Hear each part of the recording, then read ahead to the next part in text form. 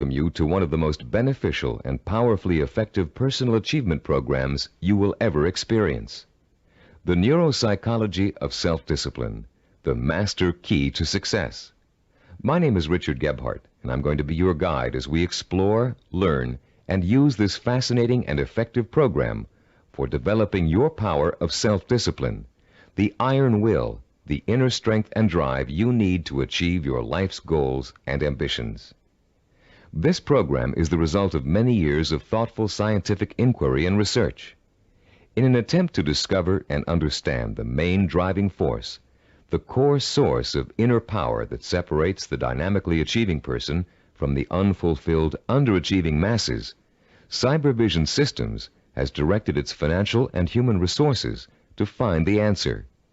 Through its association with the famed Stanford University Neuropsychological Research Laboratory, and through 7 years of intensive investigation into the science of human achievement, Cybervision Systems has uncovered what it believes is the master key to success.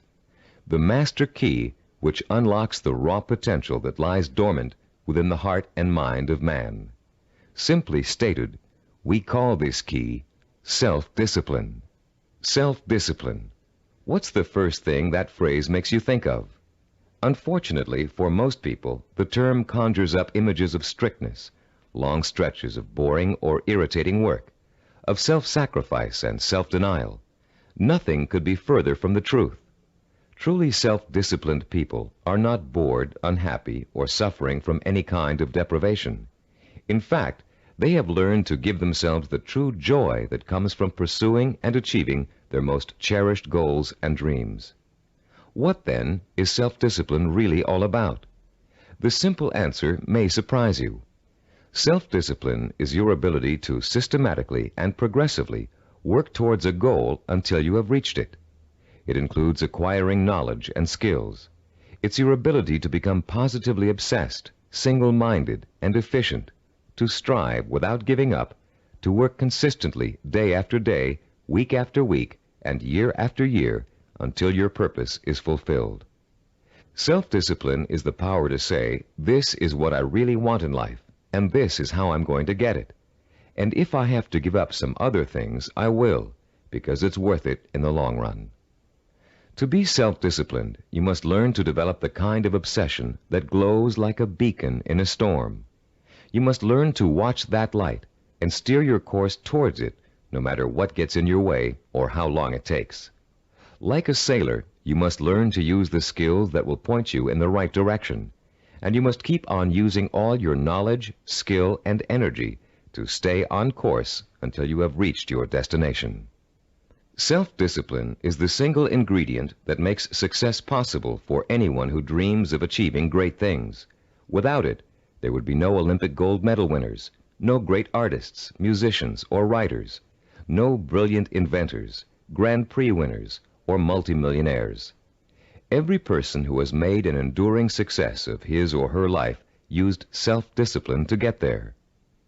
If self-discipline is so effective, why don't more people have it? Unfortunately, we live in a quick-fix society where old-fashioned effort isn't appreciated. Nearly everyone wants to be an overnight success. People spend their money as soon as they make it to get instant gratification through material things. And then the same people wonder why they're not getting anywhere. The truth is, without paying the price and without making an effort, most people will fail at what they set out to do. It takes years of hard work and discipline to master a skill or craft, years of putting in 7-day work weeks to build a business from scratch into a multi-million-dollar operation, years of schooling and internship to get a medical degree and start a doctor's practice, and years of tempering and seasoning to become a prima ballerina. We all greatly admire successful artists, business people, and doctors, among others. But how many of us are willing to put in the years of work it took for these people to get where they are? The late Ray Kroc, the founder and guiding genius behind McDonald's restaurants, told a wonderful story about the contrast between the self-disciplined achiever and the wishful thinker in a speech he gave to MBA candidates at Dartmouth College. He said, I'm reminded of a story about the great pianist who gave a concert, and at the end a lady rushed up to him and said, "I'd give anything in the world if I could play like that." And he said, "No, you wouldn't." She could have if she wanted to. Anybody could. I know, as a piano player, that piano playing is mechanical to a great extent. But it's the dedication, the disciplining to practice that makes the difference. And when you're talking about a concert pianist, he has been practicing for years. Years of practice, several hours a day, every single day. Practice, practice, practice, practice. Sacrifice and discipline. That's what it gets down to. And so he said, "No, you wouldn't," meaning that what she said she wanted to attain, she wouldn't pay the price to get. To discipline herself to do the studying and practicing required to be a concert pianist. How many times have you heard yourself saying, "I'd give anything to be a doctor, or a lawyer, or president of a company, or a singer, actress, or dancer, if only I had the talent or the education or the intelligence"? The truth is, with a minimum of talent and average intelligence, you could be any one of those things.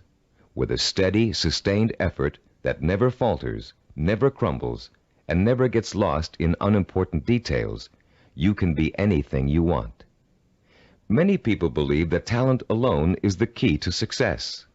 Talent might play its part, but it's not the difference. In every field of endeavor, millions of talented men and women with special talents are wasting away, contributing little to their own success or the good of mankind. And every day we see others who are less gifted, but who have accomplished more. Many believe that education is the key to success. Though it is a valuable aid, it is not the difference. The educated derelict is a common sight, and so is the man or woman who has achieved phenomenal success without the advantage of a formal education. And many believe that intelligence is the key to success. Even though a person with a high degree of intelligence is fortunate and possesses the raw materials to be successful, the relationship between intelligence and accomplishment is something less than balanced. Every day we encounter highly intelligent people who barely get by, and their opposite number, men and women of average intelligence, but superior achievements. The one quality which sets one man apart from another, the one key which lifts one to every aspiration, while others are caught up in the mire of mediocrity, is not talent, formal education, nor intellectual brilliance. It's self-discipline. With self-discipline, all things are possible. It's the closest thing you could have to a wish-granting fairy godmother. Without self-discipline, even the simplest goal can seem like the impossible dream. In America today, the greatest cause of failure is the lack of self-discipline. Lacking self-discipline, millions of American dreams turn to ashes. With lofty visions of success, many people don't know that it takes more than wishful thinking, shortcuts, gimmicks, and get-rich-quick schemes to achieve excellence. Somehow, most people have lost sight of the age-old truth that anything worthwhile achieving takes time, organized, persistent effort, and more time. As you look around you, you'll see the many obvious fruits of the undisciplined mind: poverty, unhappiness, and drugs, the social cancer of a quick-fix society. But it is the not-so-obvious, more subtle effects of the lack of self-discipline that we address here, the raw power and potential of talented and intelligent people that lies dormant, unchanneled, and wasted, untapped and unfocused because of the inability of these people to commit and mobilize themselves to a course of consistent action. The lack of self-discipline is the #1 killer of achievement in America. Successful people have one thing in common. They set their sights on a goal and work every hour of every day towards reaching it. They learned what they needed to do to reach that goal, and they found a way to do it. If it meant taking on an extra job, they took the job. If it meant going to school at night, they attended evening classes. If it meant working countless hours 7 days a week, they worked the hours. If it meant relocating themselves and their families, they moved. Success consists of self-discipline, and self-discipline consists of doing whatever you have to do for as long as you have to do it to get where you want to be. If you truly want to seek your fortune, you must develop the inner strength to relentlessly pursue your vision day after day, week after week, month after month, year after year, until it becomes a reality. And it will become a reality. Stop and think about all the things you wish you'd accomplished, the things you know you could have accomplished if you'd only had the self-discipline to pursue them. Would you have gotten more education? Practiced and practiced at your favorite sport until you had a chance of becoming a pro? Learn to read and write music and play an instrument? Study engineering so you could design and sell the ideas you're always dreaming up? Actually, there are things you've accomplished through self-discipline way back in your childhood. Just think, how long did it take you to learn how to walk? For how many weeks and months did you struggle to stand upright? How many bruises did you get from falling down? And how many times did you pick yourself up and try again? You learned to walk because, as a toddler, you became obsessed with learning to walk. You were determined to learn, no matter how hard it was at first or how long it was going to take. Every step you took was a small victory, and every time you fell down, it was just an excuse to start all over. Children are naturally self-disciplined because children believe that everything is possible. Children don't say, "I can't do it." Children say, "I want to do it." When you want something badly enough, and when you believe in it strongly enough, self-discipline will get it for you. Self-discipline is the most powerful tool you own for bridging the gap between wishful thinking and real fulfillment. Without it, you can only stare, as author Amy Gross says, like a window shopper at the good things of life, and shrug and move on. You can have those good things by developing the self-discipline to achieve them. What do you want that you're willing to pay the price for? What means so much to you that you'll spend weeks, months, or years pursuing it? Start thinking about your most cherished dream, because with the power of self-discipline, you're finally going to be able to achieve it, and this program will teach you how. The Neuropsychology of Self-Discipline, your master key to success, will show you how to take the raw materials you already possess, your talent, intelligence, strength, and motivation, and turn them into the assets you need to achieve your life's goals. You'll learn how to gain the knowledge and skills that will set you on the path to success, and you'll learn to develop the kind of positive strength it takes to stay on that path until you have reached the very end. You may think it's impossible for you to develop the kind of self-discipline you see others using to achieve success. You may think you're too lazy, too scattered, too quick to give up. And that may be true of the way you're behaving now. But most people aren't self-disciplined because they never had a chance to experience the kind of joy and satisfaction that comes with mastering their own abilities and applying them to the one thing they really want in life. Once you get a taste of how intoxicating, of how free self-discipline feels, you'll be hooked on it for life. The neuropsychology of self-discipline is not the result of pop psychological and faddish theories, nor does it contain simplistic pablum-like success gimmicks found so often in many self-improvement programs. The Neuropsychology of Self-Discipline program incorporates the breakthrough findings of one of the world's most respected brain researchers, Dr. Karl Pribram, director of the Stanford University Neuropsychological Research Laboratory, with the practical experience of Cybervision Systems' team of learning experts. Dr. Pribram is one of the most respected and renowned brain and behavioral researchers in the world. Trained as a neurosurgeon, Dr. Pribram has been conducting research into the brain and behavior for over 30 years. His pioneering work and discoveries have led to his being called the father of neuropsychology. Besides his responsibilities at Stanford, Dr. Pribram also serves as the Director of Advanced Research for Cybervision Systems. The Neuropsychology of Self-Discipline incorporates two of Dr. Pribram's revolutionary discoveries. The first is his finding that our behavior is governed by images of achievement, and that without these images, we cannot mobilize and motivate ourselves to achieve our goals. The second is Dr. Pribram's discovery of how the human brain forms visual and sensory images and how these images affect our emotions, our power to commit ourselves to a course of action and see it through to the end with excellence through perseverance and persistence. Dr. Pribram's cutting-edge work lets us understand for the first time the relationship between thinking, sensing, motivation, and behavior.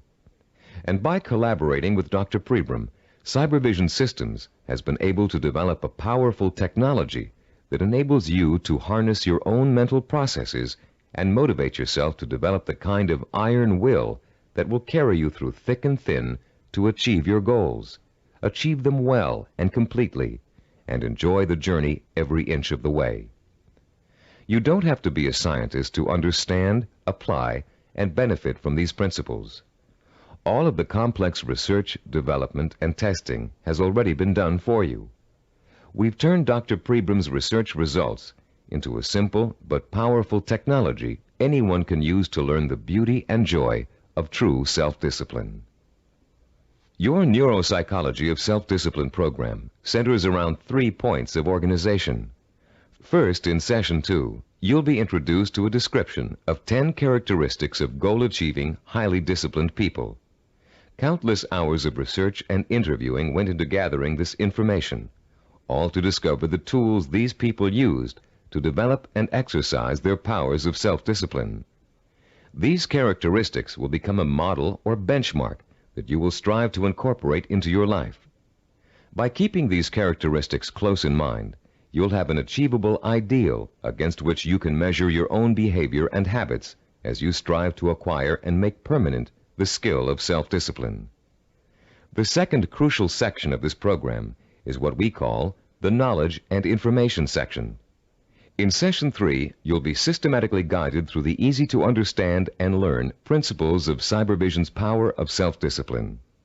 You'll learn once and for all that the power of self-discipline is the master key to your success. Not only will you learn why, but you'll thoroughly understand, in depth, the power principles of self-discipline. The third, and to you the most important section of the program, is what we call Action and Implementation. In Sessions 4 through 10, you'll begin the actual process of becoming self-disciplined, of developing the core skills that will enable you to achieve anything and everything you desire. You'll start by learning how to determine exactly what it is you want to achieve in your life. You'll then learn how to select role models who have already achieved what you desire to achieve, and learn patterns of success from them. You'll discover how to transform those desires into emotion-provoking imaginary blueprints, sensory images rich in sight, sound, touch, taste, and smell, images that excite and stimulate your emotions. You'll learn how to overcome the poisonous doubt that gnaws deep within you as you dwell and reflect upon your chances for success. You'll learn how to determine the knowledge and skills you need to achieve your desire, and how to plan your time so that you can progressively achieve your goal over a sustained period of time. And you'll discover the principles of persistence, how to break through the barriers of time, how to keep going no matter how difficult, painful, or tiring it may be, until your dream is realized. Once you have mastered the principles of self-discipline, you'll discover that nothing, literally nothing, is impossible for you. You will feel like a lean, hungry lion who has just been set free from temporary captivity, proud, aggressive, and equipped with the instincts and tools of survival. Included with this program is a personal study guide. It was designed to assist you in mastering the materials and applying the techniques contained in the audio cassettes. Use it well, for it will help you every step of the way in developing the power of self-discipline. Before you go any further with the audio cassettes, please read the introduction in the study guide. Complete the written exercises for this session, Session 1. Then prepare yourself to listen to Session 2 by first reviewing the background information on Session 2 in the study guide. By following the principles of this program, you will, for the first time in your life, be able to achieve whatever it is you desire and accomplish it with the pride of excellence. Talking about success is one thing. Anybody can do that. Achieving it day by day, month by month, and year by year is another. That's what you're going to learn in this program. How to do it. Behind every great achiever, there's another achiever. It may be someone close to home, a parent, teacher, or friend. It may be someone who's currently famous. Or it may be a historical or mythological figure. There are probably many young cadets at West Point and Annapolis today who secretly dream of someday repeating the astonishing feats of General George S. Patton, the legendary World War II hero. Yet Patton himself attributed his success on the battlefield to great military leaders of the past. From early childhood, one of his favorites was Alexander the Great, the young Greek ruler who nearly conquered the world over 2,000 years ago. Fascinated by Alexander's repeatedly successful conquests and his dashing personal style, Patton read everything he could about the ancient warrior. Soon he came to know Alexander intimately, his personality, his leadership style, his way of thinking and solving problems, his military strategies.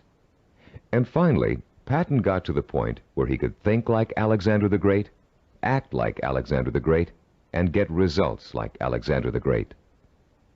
When he planned his battle strategies, Patton used tactics that followed along the lines of Alexander's greatest military achievements, and they worked. Patton was so successful in battle after battle that the Germans considered him to be the Allies' greatest weapon. Patton had Alexander the Great and his own disciplined personality to thank for his success.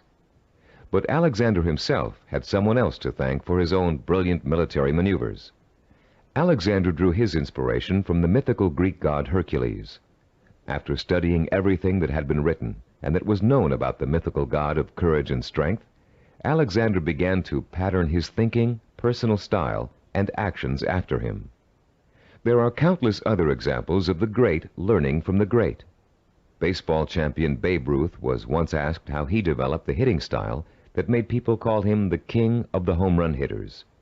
Ruth replied that he had simply studied and copied the greatest hitter of his time, a player called Shoeless Joe Jackson. Most, if not all, great achievers draw their inspiration, their style, and their strategies from role models. How much we eventually achieve in life may well boil down to one simple ingredient: the quality of the models we choose to emulate. All human behavior begins with models. We learn to walk, talk, dress, and feed ourselves by watching our families doing those things every day. But we learn more than simple everyday activities from the people who surround us as we grow up. We also learn how to think and behave by watching the way they do. Some people have excellent role models, successful parents, or a family friend who has achieved far beyond the ordinary. But having a role model is just the first step toward becoming a disciplined achiever. You must use that model, make it a part of your own personality in order to succeed. This program will take you through the entire process, from start to finish. In this session, you're going to start by being given a role model of your own, a model of the disciplined, motivated achiever. You'll learn the 10 dominant characteristics of that model and be able to compare your own behavior to it. And you'll also learn about its opposite, the undisciplined underachiever, and why that person is destined to fail. Years of research have gone into the creation of this model. Cybervision has studied people who have been successful in business, education, science, the arts, and other fields. These people were tested for the possible presence of dozens of characteristics and attitudes.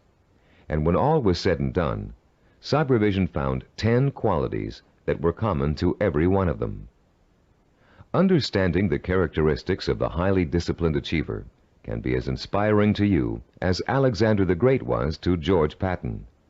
Together, they will form a living, breathing picture of the type of person who is highly self-disciplined and who gets things done. With this picture in front of you, you'll have a model to pattern your own behavior after, and you'll be able to begin to reshape your life along rewarding, achievement-oriented lines. As you listen to these 10 characteristics, compare your own behavior to each one. The idea isn't to become discouraged because you're not living up to an ideal. Rather, concentrate on rating your strengths and weaknesses so you'll understand from the beginning what areas you need to work on the most. Recognize that, as a Chinese philosopher once said, the journey of 1,000 miles begins with a single step. You've already taken that first step by acquiring and beginning to use this program. Now, let's discuss the 10 characteristics common among highly disciplined achievers. The first characteristic of a self-disciplined achiever is a strong, well-defined sense of purpose.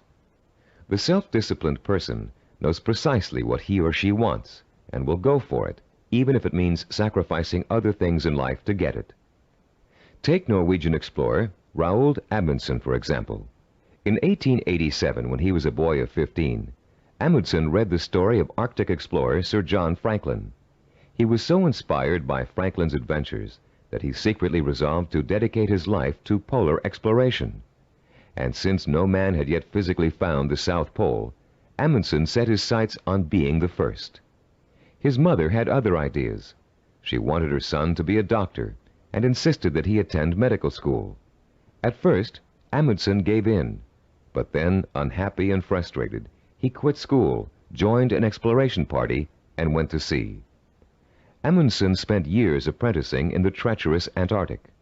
It was hard physical work, and there was a lot to learn. He studied nautical techniques until he became a master sailor, and then he began to organize his own expeditions.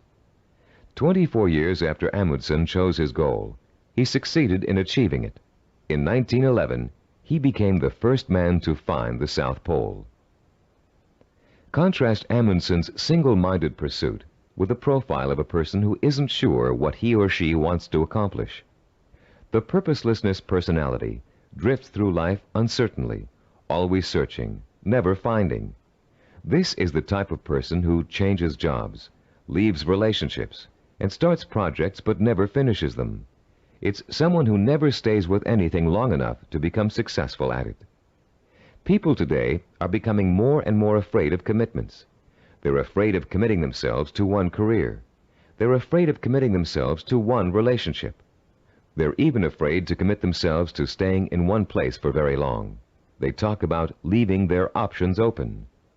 Ironically, these people are very much committed to failure, because without a sense of purpose, they can't apply themselves to any one thing, and without applying themselves, they can never succeed.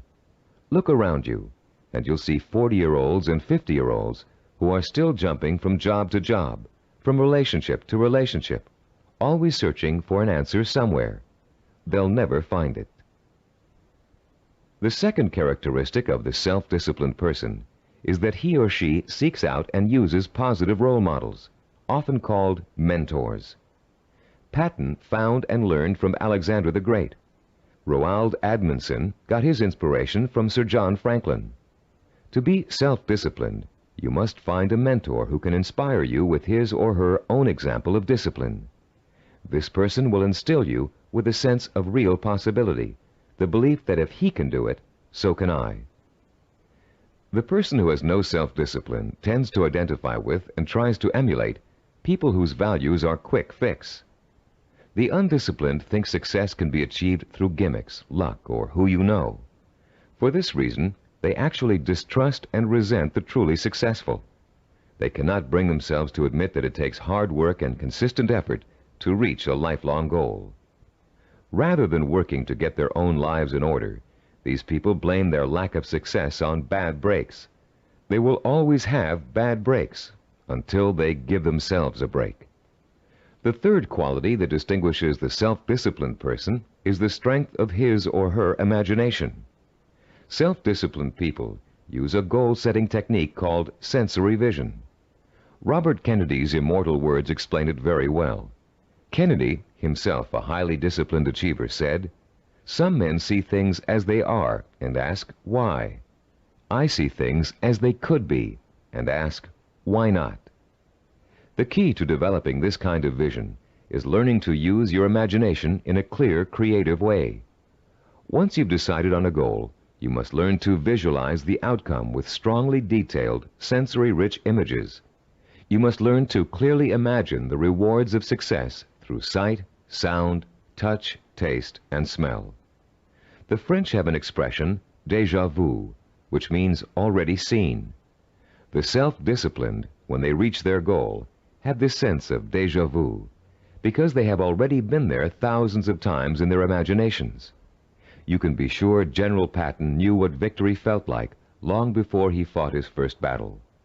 And for Roald Amundsen, reaching the South Pole must have felt like a homecoming. The great film director Alfred Hitchcock said that the actual process of directing a film was almost anticlimactic for him. By the time production started on each of his films, he had already visualized every single frame and every single camera angle so clearly in his own imagination that making the movie consisted of just going through the motions. Hitchcock began each project with a template of what he wanted clearly and firmly set in mind.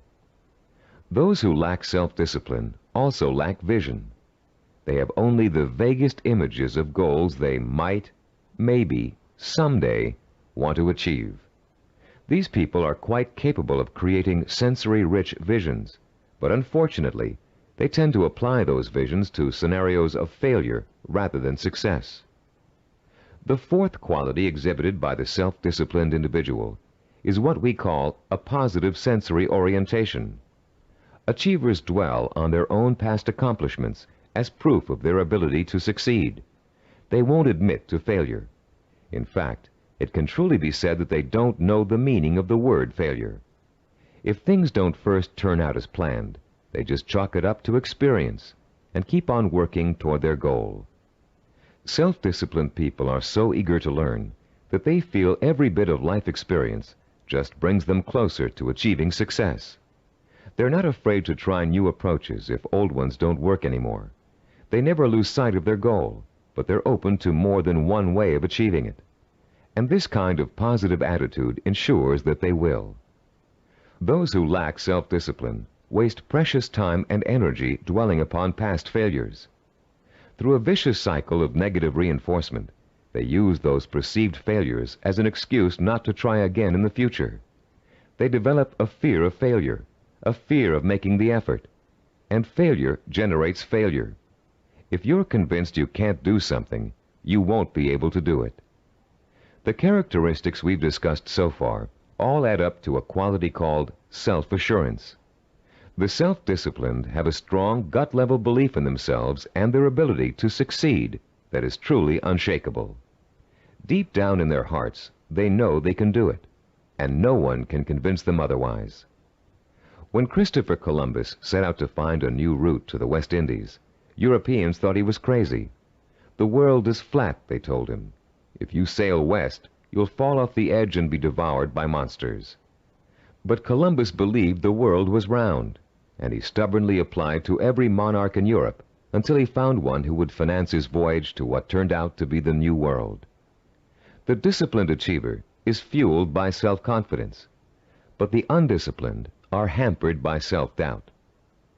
This foreboding of failure haunts them in everything they attempt to do, and effectively slams the door shut on any possibility they might have of succeeding. The sixth characteristic that self-disciplined people share is their ability to plan and organize. The self-disciplined achiever knows how to take his or her goal and break it down into pieces that can be worked on one at a time. Priorities are set, and the important tasks are tackled at the beginning. This practical, methodical approach is the only way to achieve success, no matter what your endeavor. When Henry Ford designed the Model A, he had a goal in mind. He wanted every American to be able to afford to own a car, his car. But in those days, cars were hand-built, and the time and effort involved in making one resulted in a very expensive price tag. Ford knew he had to find a faster, cheaper way to build cars. So he patiently worked and planned out a radical new idea, the assembly line. Each person on the line would perform just one task, enabling them to perform it quickly, and an entire machine could be assembled in record time. People laughed and said it wouldn't work, but Ford had spent years planning it out in every detail, and it did work. The assembly line became such a success that other industries began to use it as well. One man's careful and patient planning launched a new industrial era. Contrast Henry Ford with the typical man on the street. His attention is scattered, and he's disorganized. He either has no idea what he's going to do next, or he has so many irons in the fire that he can't keep track of them all. Maybe he's trying to start a business, but he's busy hiring employees when he still doesn't have any clients or office space. Maybe he's decided to switch careers, but he's already planning how to spend all the money he's going to make, even though he's going to need 4 more years of schooling before he can begin to practice his new career. This type of person is wasting time and energy. Without a detailed game plan, and without following that plan as closely as possible until you reach your goal, you can spend your life floundering among half-started projects and missed opportunities for success. Many people think all you need to be successful is a great idea, but without planning, organization, and hard work, the most brilliant ideas aren't worth a dime. Which brings us to the 7th characteristic common to self-disciplined achievers: their ability to acquire the essential knowledge and skills they need to put their game plan to work. Achievers recognize how important it is to learn, and they're willing to make the necessary sacrifices to complete their own personal education. Sometimes this means going back to school. Sometimes it means spending weeks or months gathering information on a particular subject and talking to the kinds of people who can help. Sometimes it means taking a new type of job just to acquire certain skills. What it always means is a commitment to learning what must be learned in order to make a goal achievable. If you want to become a doctor, you must first study pre-med, then go to medical school, and then complete your internship before you can set up a practice. Anyone who thinks he can become a physician without doing all of those things is just dreaming. If you want to run your own business, there are ways of approaching your business education. You can go to graduate school and get an MBA. You can work for someone else in the type of business you want to start and get hands-on experience before going off on your own. You can find a partner who knows how to run a business and take on less responsibility in the beginning, watching what your partner does and learning the essentials. Those without self-discipline are always looking for shortcuts. They take weekend courses and think they're highly qualified for a new profession. They listen to one person's advice and think they've heard it all. They try to start a business without business plans. Going through a real learning process is too much trouble. Why is it so much trouble? Because the undisciplined person lacks patience, the 8th quality on our list of self-disciplined characteristics. The kinds of patience Christopher Columbus and Henry Ford exhibited. The kind of patience engineer Washington Augustus Roebling demonstrated in finishing the building of the famous Brooklyn Bridge. Roebling's father, John Augustus, was the brilliant engineer who designed the Brooklyn Bridge and began overseeing the building of it in 1869. It was going to be the first steel suspension bridge in the world, a feat of engineering for its time. But the project had hardly begun when the elder Roebling suffered a fatal accident, and someone had to carry on. That someone turned out to be his son. Washington Augustus Roebling took over where his father left off. But just 3 years later, he contracted Caisson's disease from spending so much time underground. The illness left him almost completely paralyzed, in great pain, and confined to a wheelchair for life. Some people would have given up the project under those conditions, but Washington Augustus didn't. Instead, he moved to an apartment in Brooklyn Heights that overlooked the bridge, and he sat all day at the window, watching the work as it progressed and supervising it from his living room. Messengers ran back and forth, conveying his instructions to the workers on the bridge. Washington Augustus worked this way for 11 years, until the bridge was opened in 1883. Obviously, the younger Roebling's patience paid off, mostly because he, like other self-disciplined achievers, was not intimidated by time. Roebling would have sat at that window without complaint for 20, 30 years or more in order to finish his project. It meant that much to him. Later in this program, we'll explore further the special relationship between the highly self-disciplined and time.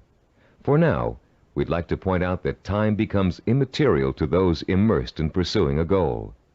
Hours pass as if they were minutes, weeks as if they were days, years as if they were months. The self-disciplined do not worry about time. They also see time as a tool. Accomplishment takes time, and people who wish to achieve have all the time in the world. Because every moment they're working towards their goal, they know they are coming 1 minute closer to reaching it. And for the self-disciplined, Getting there is at least half the fun. The undisciplined view time as an enemy, something to beat. You'll hear them say, "I want it all now. I can't wait." Unfortunately, these people don't realize that time is going to pass anyway, and if they're not working toward their goal, they're only wasting the time they feel is so precious. The self-disciplined are persistent. This is the ninth quality that contributes to their success. They have what it takes to stick to their vision through thick and thin, day in and day out. They don't give up in spite of rejection, hardship, setbacks, or other people's opinions. They are relentless in their pursuit of their own dreams and goals. The self-disciplined are, actually, very stubborn. They succeed against all odds. When they get discouraged, they draw new inspiration and motivation from their sensory-rich visions of success. And that's enough to fuel their emotional drive to keep on making the effort. Ellie Hawkins, a mountain climber, is a good example of someone who just wouldn't give up even when the odds turned against her. She set out to climb a particularly difficult face of Yosemite's treacherous El Capitan. Ellie undertook this climb to prove that dyslexia, a learning disorder from which she suffers, can be beaten.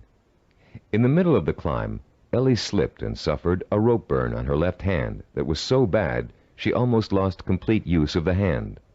She could have stopped there, but she didn't. What started out to be a 6-day climb turned into a torturous 8-day ordeal as Ellie worked with one hand, holding her wounded arm above her head to lessen the pain. Ellie reached the top and immediately announced plans to tackle another very difficult climb. No one doubts that she'll do it, because she has the hallmark of a disciplined achiever. The undisciplined are easy quitters. They give up when the going gets rough. They're more interested in having a good time than in working. Even worse, they find it impossible to have a good time when they are working. This brings us to the 10th and last characteristic of the self-disciplined achiever: the ability to experience pleasure while working to achieve his or her vision. These people are excited by their goals and become easily engrossed in the work it takes to get there. They're interested in learning, they enjoy acquiring new skills, and they have a good time while they're pursuing their ambitions. To the highly disciplined, there's no such thing as work. Their work becomes their life and their main source of pleasure. When they become successful, you often hear them say, "I can't believe I'm getting rich doing this. It's so much fun." And most of them would keep doing what they're doing, even if they weren't making money at it. To the undisciplined, work is the stressful, painful, boring part of life that must be tolerated between periods of pleasure. These are the people who live for the weekend, who are willing to work only because it gives them the disposable income they can spend on fun. And these are also the people who don't want to put in overtime or take work home unless they're being paid extra for it. If taking on more work will only get them a promotion or a crack at a better job, they won't do it. Now that we've identified the 10 qualities common to all self-disciplined achievers, we'd like you to begin comparing yourself against the model characteristics we just discussed. This self-assessment will give you a good idea of your own strengths and weaknesses. After you've finished listening to this session, turn to page 11 of your study guide and follow the instructions for using the personal assessment form you'll find there. Let's summarize the characteristics of self-disciplined achievers. First, they have a strong, well-defined sense of purpose. They know what they want. Second, they seek out positive role models for inspiration and learning. Third, they use sensory-rich visions and a vivid imagination to set the stage for their own achievement. Fourth, they have a positive sensory orientation. They expect to succeed rather than fail. Fifth, they have a deep-rooted belief in their ability to achieve. They are immeasurably self-assured. Sixth, they have the ability to plan and organize. They can break down what they want to achieve into manageable steps and set priorities that let them accomplish the most important things first. Seventh, they know how and when to acquire essential knowledge and skills. They're not intimidated by the thought of having to learn something new. Eighth, they have patience. The passing of time doesn't bother them. They'll keep working toward their goal for as long as it takes. Ninth, they persevere. They're stubborn, and they don't give up, even when the going gets rough. 10th, they view work as pleasure, because work is bringing them closer and closer to the realization of the goal that will be their final reward. Turn off the tape now and score yourself on the personal assessment form. When you're done, turn the tape back on.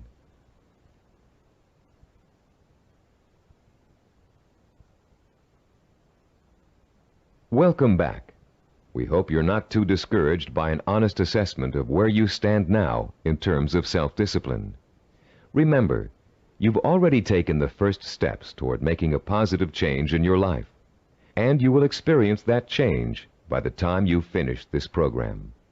Nothing will be impossible for you once you develop and harness this inspiring and enduring power of self-discipline.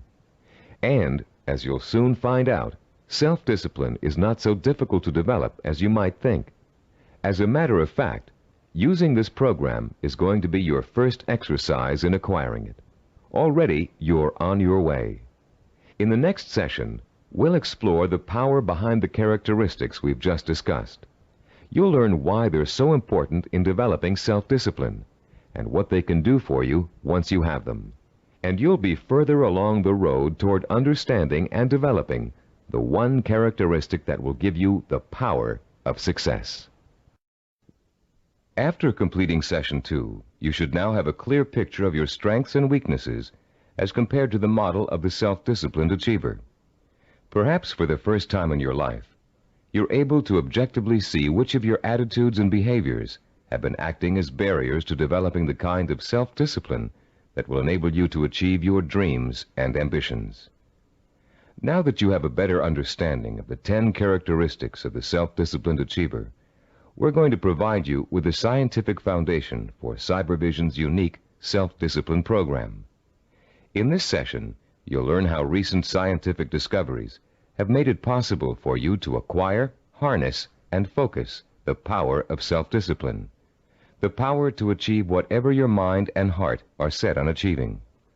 That power is what sets achievers apart from the mass of ordinary people, people described by American philosopher and writer Henry David Thoreau as leading lives of quiet desperation. That power is what drove great achievers like Dr. Jonas Salk, Ludwig von Beethoven, Albert Einstein, and Mahatma Gandhi. But what does that power consist of? What is the force that motivates high achievers to sustain a long-term effort that might take 10 years, 20 years, or a lifetime to achieve? More importantly, if we can define and isolate such a force, how can you or I tap into it? The force exists, and it has a scientific basis.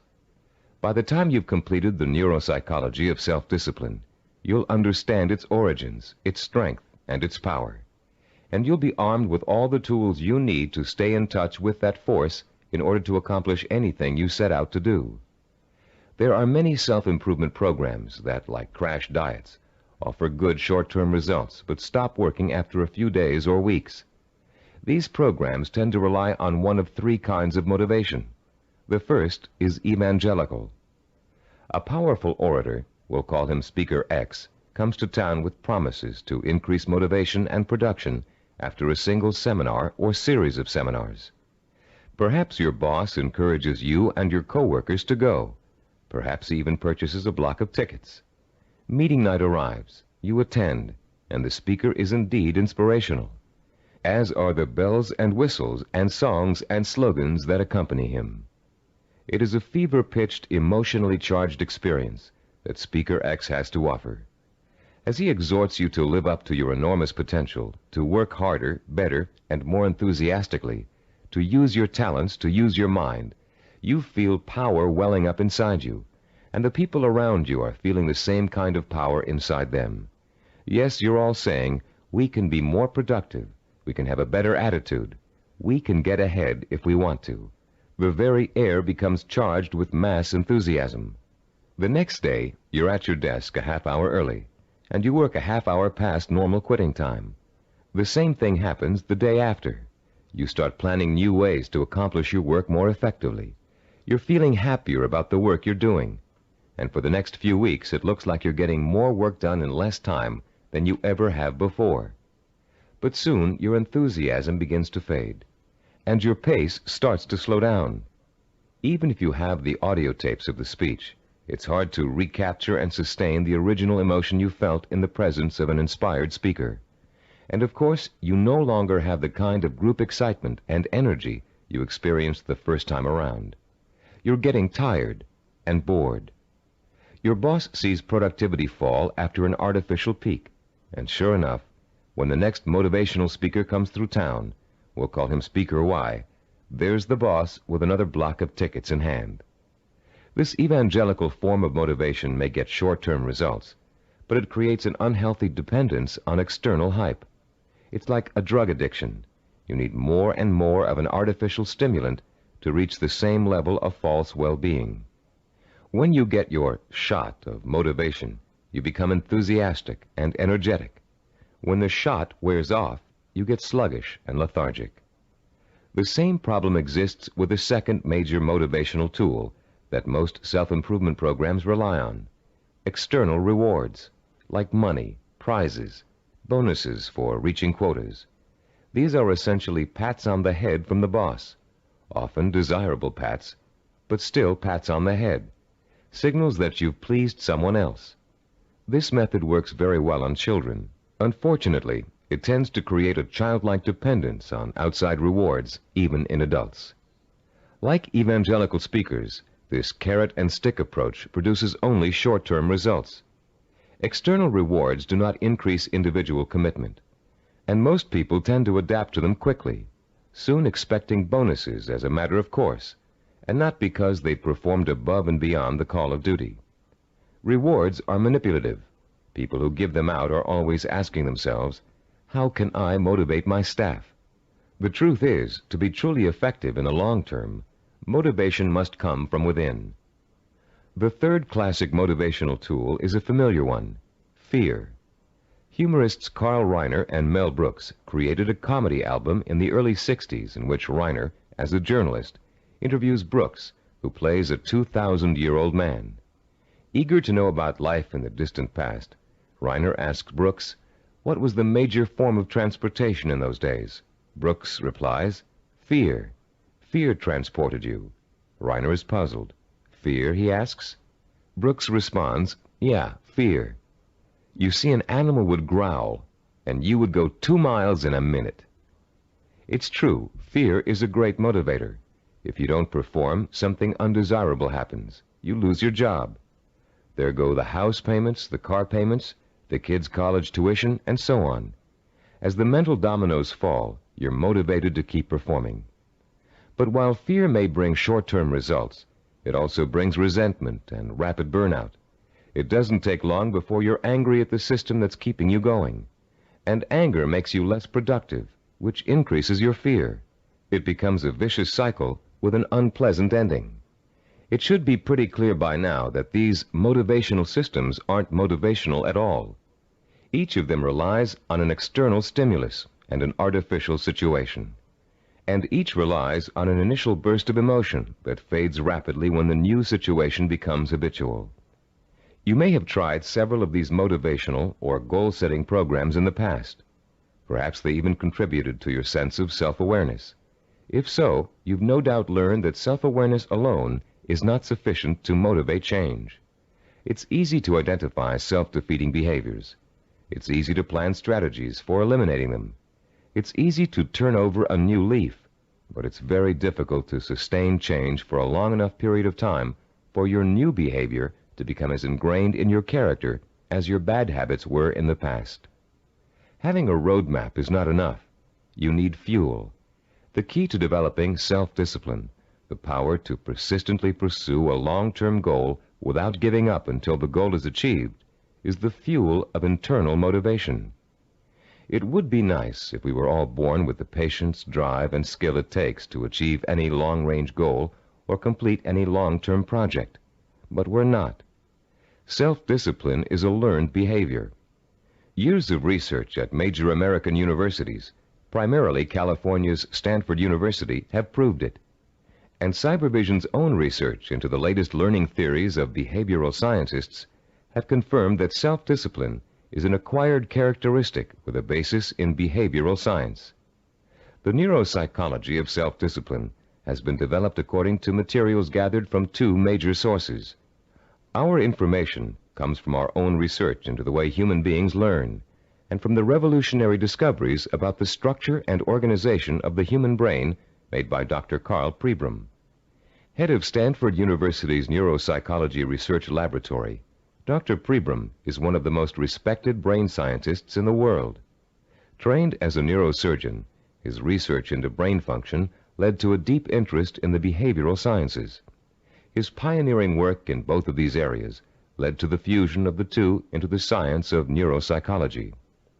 As a neuropsychologist, Dr. Pribram studies how the nervous system and its component parts affects human behavior.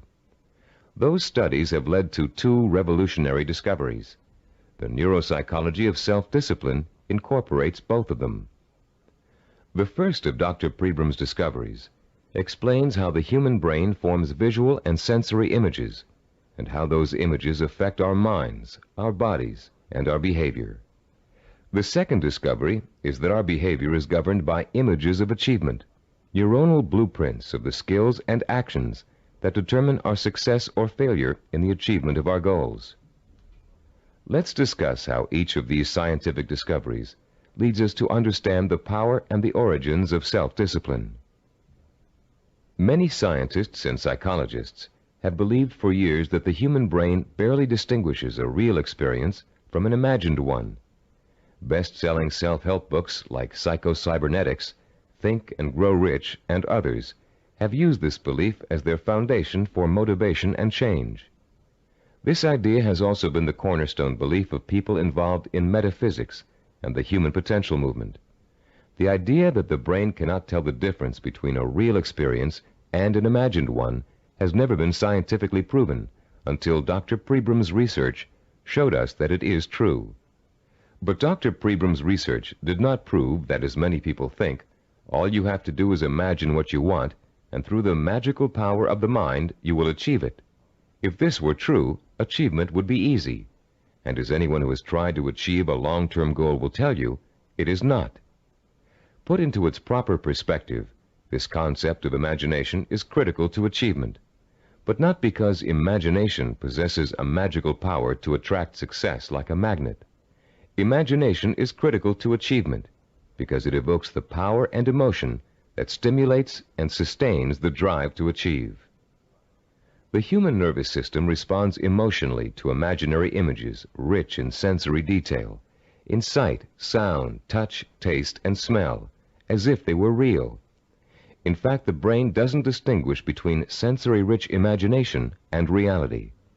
That's why the sight of a hand reaching for a murder victim on a movie screen can inspire the same terror, the same rapid heartbeat, and rush of adrenaline as a real threat does. You can perform a simple demonstration of how an imaginary image affects the body's responses right now. Close your eyes and imagine for a moment that you're holding a firm, ripe lemon in your hand. Now bring the lemon up to your mouth and slowly bite into it. As your teeth break through the peel, penetrate the skin, and sink into the flesh of the fruit, imagine the juice exploding into your mouth. What did you experience during this exercise? Did you develop a feeling of bitterness and distaste? Did you pucker up in response? Did you begin to salivate, as you would if you really took a bite out of a lemon?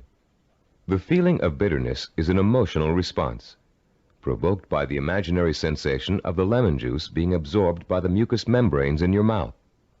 The buildup of saliva was a physiological response. Saliva neutralizes the acid level in lemon juice. You can create a similar response by imagining yourself biting into an onion. Rather than experiencing a sense of sourness and a watering of the mouth, your eyes will begin to burn and tear.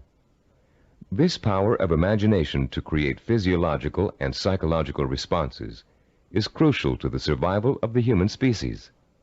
The images of love and eroticism stimulate sexual response for reproduction. The image of fear stimulates the fight or flight response for survival.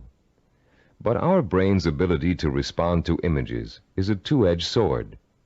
A person who is dominated and controlled by emotional impressions becomes a victim of his own sensory images. These people act impulsively in response to their feelings. They have little control over their environment. They are easy prey for fear, superstition, and con artists. They are usually unhappy. On the other hand, the person who understands the power of imagery and who can deliberately harness a flood of sensory images to reinforce an intellectually formulated plan has a lifetime source of energy to apply toward positive action. This person uses emotion as fuel. Only when the imagination is harnessed and focused on the benefits and rewards of a specific goal can we light the fires of self-motivation and develop the kind of self-discipline that will help us achieve that goal. Dr. Pribram made a second significant discovery in his research into the brain and human behavior. He found that all of our actions are governed and driven by what he calls an image of achievement. That image of achievement is actually a mental blueprint for reaching a goal. It is made up of images rich in sight, sound, touch, taste, and smell. And in the mind of a highly self-disciplined achiever, it serves as the source of emotional fuel that drives him to work long and hard to reach his goal. Wimbledon tennis champion Stan Smith reported that once he realized that he could compete with some of the world's best tennis players, he established a vision of himself becoming the #1 tennis player in the world. He imagined winning the Wimbledon title years before he actually achieved it. He saw himself receiving the trophy, dancing at the winner's ball. He felt the worldwide acclaim that would accompany his success. He used that vision as an emotional well from which to draw the necessary strength, persistence, and perseverance to spend thousands of hours in practice and competition, developing the skills and experience that would eventually see him to the realization of his dream. Have you ever heard someone say, "I wanted it so bad I could taste it"? That's the kind of stimulus that motivates the self-disciplined achiever. Not only can the achiever taste victory, he can see, smell, hear, and feel it too. After years of research, we now know that such deep, sensory-rich images are the actual language of the brain. Although it is actually far more complex, the brain can be compared to a computer. Computers, also referred to as hardware, can do nothing by themselves. They are simply the vehicles for programs called software that tell the computers what to do. Think of the brain as hardware and the imagination, images of achievement, as software. Images of achievement tell your brain what to think, which in turn tells you how to act. The right images can set in motion a chain of events that will lead you towards any kind of achievement you can imagine. Author Joe Himes describes watching a Taekwondo master named Young Tai Lee practicing blows against a straw-covered board. Lee pounded his fist again and again against the board, oblivious to the fact that his knuckles were bleeding. When Lee's practice was over, Himes asked him whether his hand hurt. Lee replied, "Not until just now, when I thought about it." When Himes looked astonished, Lee explained further. "When I was striking the Makawara board as you came in, my mind was on my home in Korea. Though I was standing here, I was seeing the mountains I knew as a youngster and the children I played with, hearing their laughter and my mother's voice. I was unaware of the pain in my hand." Lee then told a dramatic story of his own Taekwondo master, who once underwent a sinus operation with only his own concentration for an anesthetic. "How was that possible?" Himes asked. "Regulate your breathing," Lee replied. "Fix your eyes and mind on something else, perhaps a rock or a spot on the floor or ceiling. Concentrate on that object, savor it, taste it, give it color, and smell the dimension. Let it absorb all your thoughts and concentration, and the pain will diminish." If we replace the word object in Lee's description with the word goal, we have the perfect description of a sensory blueprint. Concentrate on that goal, savor it, taste it, give it color, and smell the dimension. Let it absorb your thoughts and concentration. This ability to use sensory images to marshal one's powerful sensory impulses toward a goal is the essence of self-discipline. We are all born with imagination. Self-disciplined achievers have learned to use it to achieve even the most seemingly impossible goals. The self-disciplined achiever begins the journey to success with imagination. He asks himself, if I can have whatever I can imagine, what do I want? What is my purpose? When he has defined that purpose, he uses his imagination to create a vision of achievement, a sensory-rich image that will evoke an emotional response so strong that he is driven to action to bring his vision to life. And when he has achieved that goal, he uses his vision to create new goals, for the self-disciplined achiever never stops. He has learned such a powerful method for becoming successful that the pleasure of succeeding has for him become life itself. The self-disciplined achiever also uses imagination to change his goal whenever necessary. As images evoke emotion, and emotion propels him to act, he gets closer and closer to his goal. And the closer he gets, the more his reality changes. When it changes in such a way as to make his original goal either impossible or undesirable, he changes that goal to fit his new reality. The self-disciplined achiever creates a feedback system that ensures that he will never give up, and he will ultimately achieve what he wants. This is where most people fall down. They're working towards a goal, and suddenly circumstances interfere with that goal. They get sidetracked. Then when they try to get back on course, it doesn't work. Because their original goal does not fit their new reality, they think they have failed, and they give up. In the same circumstances, the self-disciplined achiever uses his or her goal visualization as a reality check. If reality suddenly dictates that the original goal won't work, the goal must be altered to fit reality. The achiever has not failed. He or she has set a new course that will lead to success. Take someone who sets out to become an obstetrician. After 4 years of pre-med and 2 years of medical school, our self-disciplined achiever suddenly realizes that she's far more interested in becoming a neurologist. Should she drop out of medical school? Of course not. She'll simply switch her visual blueprint to another field of medicine and change her plans for where she'd like to intern after medical school. She doesn't think of herself as a failed obstetrician. She thinks of herself as a successful neurologist. Or take the businessman who wants to open up a retail store in his neighborhood. During the knowledge-gathering process of talking to other business owners, discussing loans and insurance with bank officers, and looking into buying franchises, he discovers that a retail operation won't really fit his particular talents or expectations. Instead, he realizes he's a perfect candidate for starting a direct marketing company. So he changes his vision and his direction to fit his new goal. For these people, the fire still burns, but the trial and error process of working towards their goal has led them in directions they wouldn't originally have thought to go in, and they will be successful because they're flexible enough to grow and change as their goals grow and change. The relationship between vision, self-motivation, and achievement can be condensed into an easy-to-understand 7-step formula for developing self-discipline. As we explain that formula, you can refer to your study guide and follow along as we talk about the 7 keys to self-discipline outlined in diagram 3.1. The first step in developing the power of self-discipline is to create a purpose. You must define a cause to which you can wholeheartedly commit your time, resources, and energy. This cause points you in a direction. It gives you a reason for making the effort. It lights a small spark inside you that will soon begin to burn with emotion and drive. The second step is to find role models who have already achieved what you want to achieve. Study their life patterns, their methods and techniques for reaching their goals. Let their example inspire you, and realize that they are normal people just like you, but they are self-disciplined people. With the power of self-discipline, you can achieve as much as they have. With a firm purpose in mind and an exciting sense of possibility sparked by your role models, you'll find yourself developing a strong-willed emotional belief in your ability to succeed.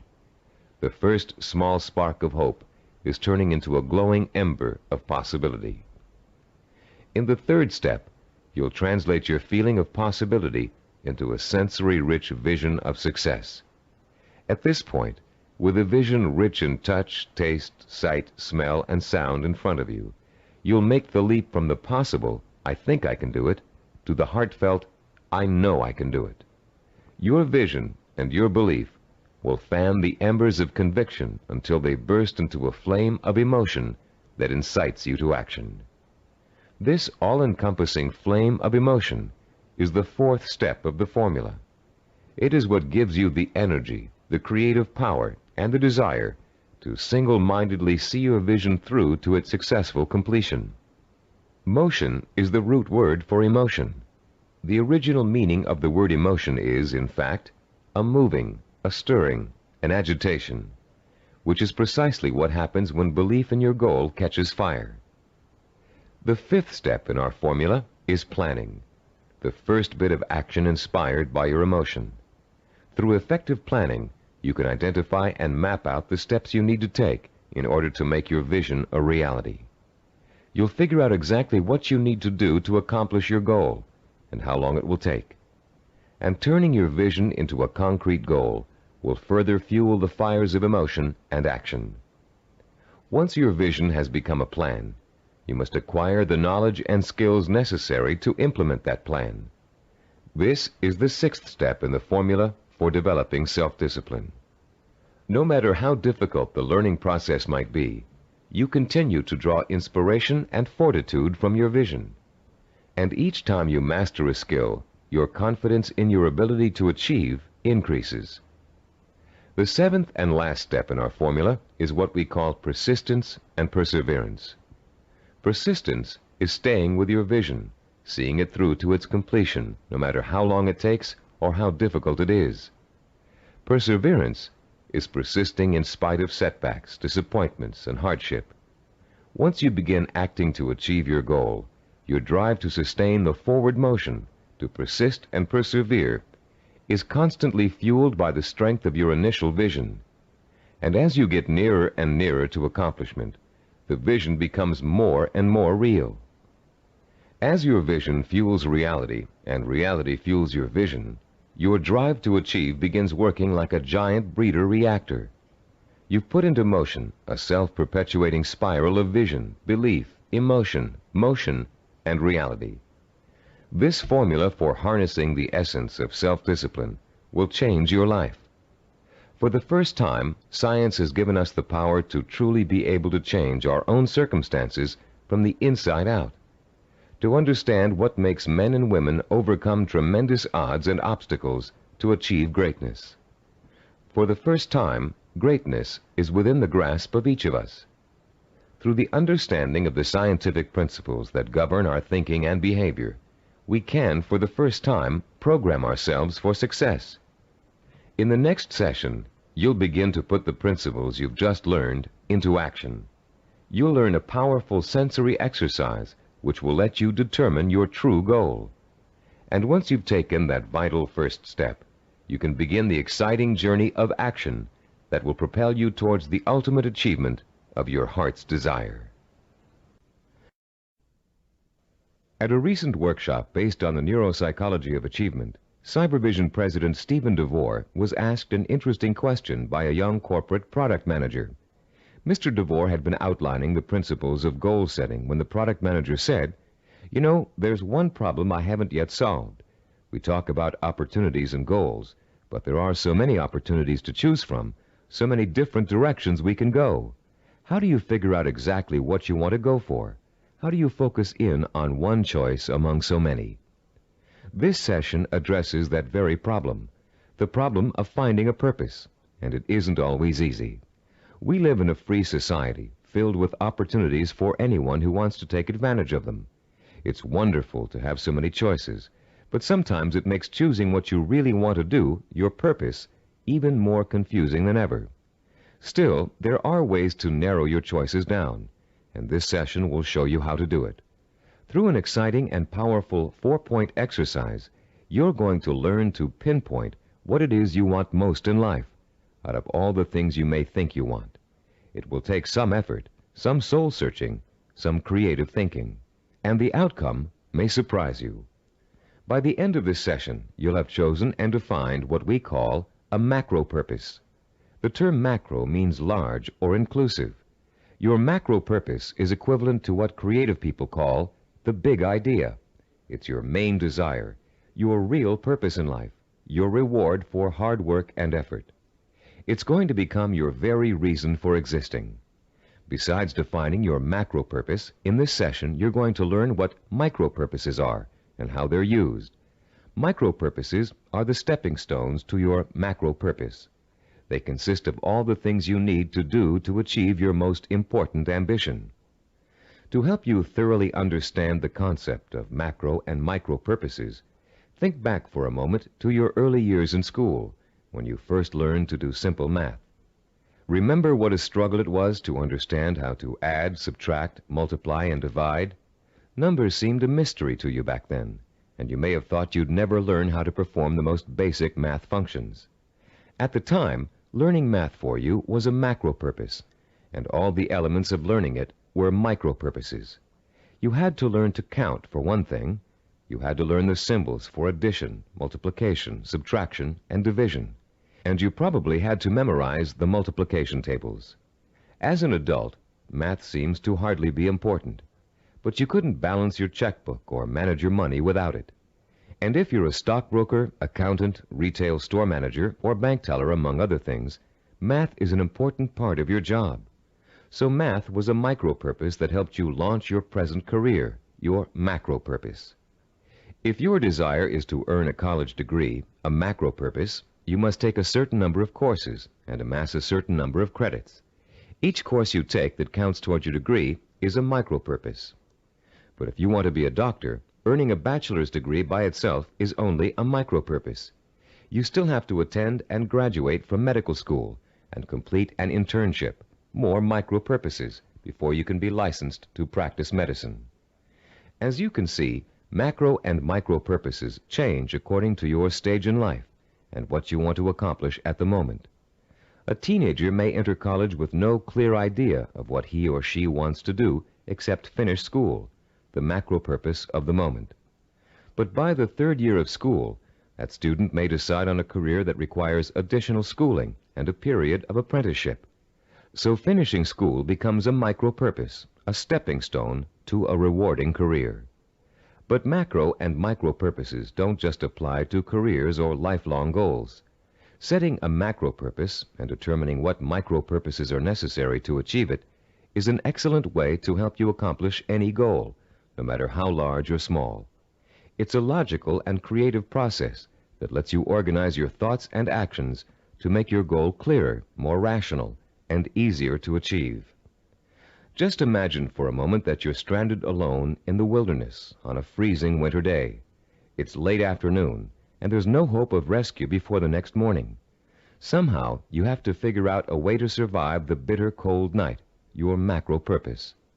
Your micro purpose is keeping warm, and right off the bat you can think of 3 ways to do this. The first is to put on some more warm clothes, but you don't have any, so that choice is out. The second is to find shelter, but there's none in sight, and you don't have the time or the tools to build anything before nightfall. The third is to light a fire and keep it going through the night. Since the woods around you are filled with dry logs and kindling, this looks like a real possibility. But you don't have any matches, and as for rubbing 2 sticks together to start a fire, it never worked when you were a child, and you doubt that it will work now. There has to be another way. Looking around you for another solution to accomplishing your macro purpose, you notice a sliver of broken glass on the ground, and there's still enough sun left for you to be able to feel its warmth. Picking up the glass, you hold it so the sun's rays can penetrate its surface and focus on a dry stick of wood underneath. In 10 minutes, the stick is burning. But your ordeal isn't over.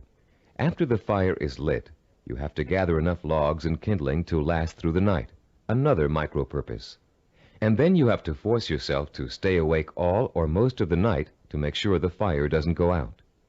In the course of this harrowing experience, you've chosen a macro purpose, staying alive, and defined all the micro purposes that went into it.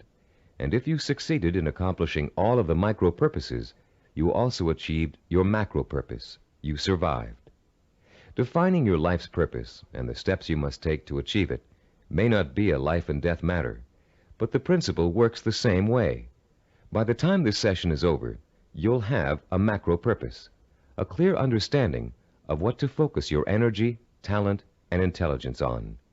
And you'll be able to light your own inner fire and feed it with a life-enriching, emotionally compelling purpose. And purpose, as we've noted, is the starting point from which self-discipline and achievement spring. Your first step in determining your macro purpose involves something everybody loves to do: play. You've already learned how important enjoying work is to the highly self-disciplined. To these achievers, work and pleasure are synonymous. Now you're going to get a taste of how easily this can happen. For the next few minutes, I'm going to ask you to work and play as you engage in a process called limitless wishing. Start by closing your eyes and relaxing. Imagine that you're on a beautiful, deserted beach, walking barefoot in the sand. A soft breeze is keeping you cool, and you're enjoying the sound of the waves splashing rhythmically against the shore. As you stroll along the water's edge, you see an object in the near distance that's half buried in the wet sand. The waves splash over its surface, then recede, leaving it exposed to your curious eyes. You wonder what it is, and you start to walk a little faster so you can reach it before it's engulfed by the next wave. In a couple of minutes, you're standing over it, still not sure what it is. It's metal, somewhat round, and looks like an old lamp. You dig your fingers into the wet sand and pull it out. There's an inscription on the side of the object, but you can't read it clearly. You begin to rub some of the sand away from the oddly shaped letters. Suddenly, the lamp begins hissing, and it releases a cloud of what looks like steam or gas. Frightened, you drop it, but you continue to watch what the lamp is doing out of curiosity. Slowly, before your very eyes, the cloud begins to assume human shape, and soon you're looking up at the largest person you've ever seen. When it speaks, its voice is rich and kind, and its message is amazing. The genie thanks you for releasing him from hundreds of years of captivity inside the lamp, and according to the hospitality of his people, he offers you a reward for helping him. You have only to name 5 wishes, he says, and they will be granted. You can ask for anything, he tells you, as long as it is specific and humanly possible to achieve. At first, you refuse his offer, but as he continues urging you to accept, you begin to realize that no, you aren't dreaming, and yes, you really can have your 5 wishes. The possibilities start dancing before your eyes. Think long and hard about it. What are the things that will turn your life around and make you truly happy? What is it you secretly wish for, day in and day out, every day of your life? Take your time in deciding. This is too important for you to rush over. You may change your mind about your first choices after you've thought about it some more. When you do make your final selections, write each one down in the space provided on page 18 in your study guide. Start each wish with the term "I want" and write it in clear, specific language in the present tense. Turn your tape off now and decide what you will wish for.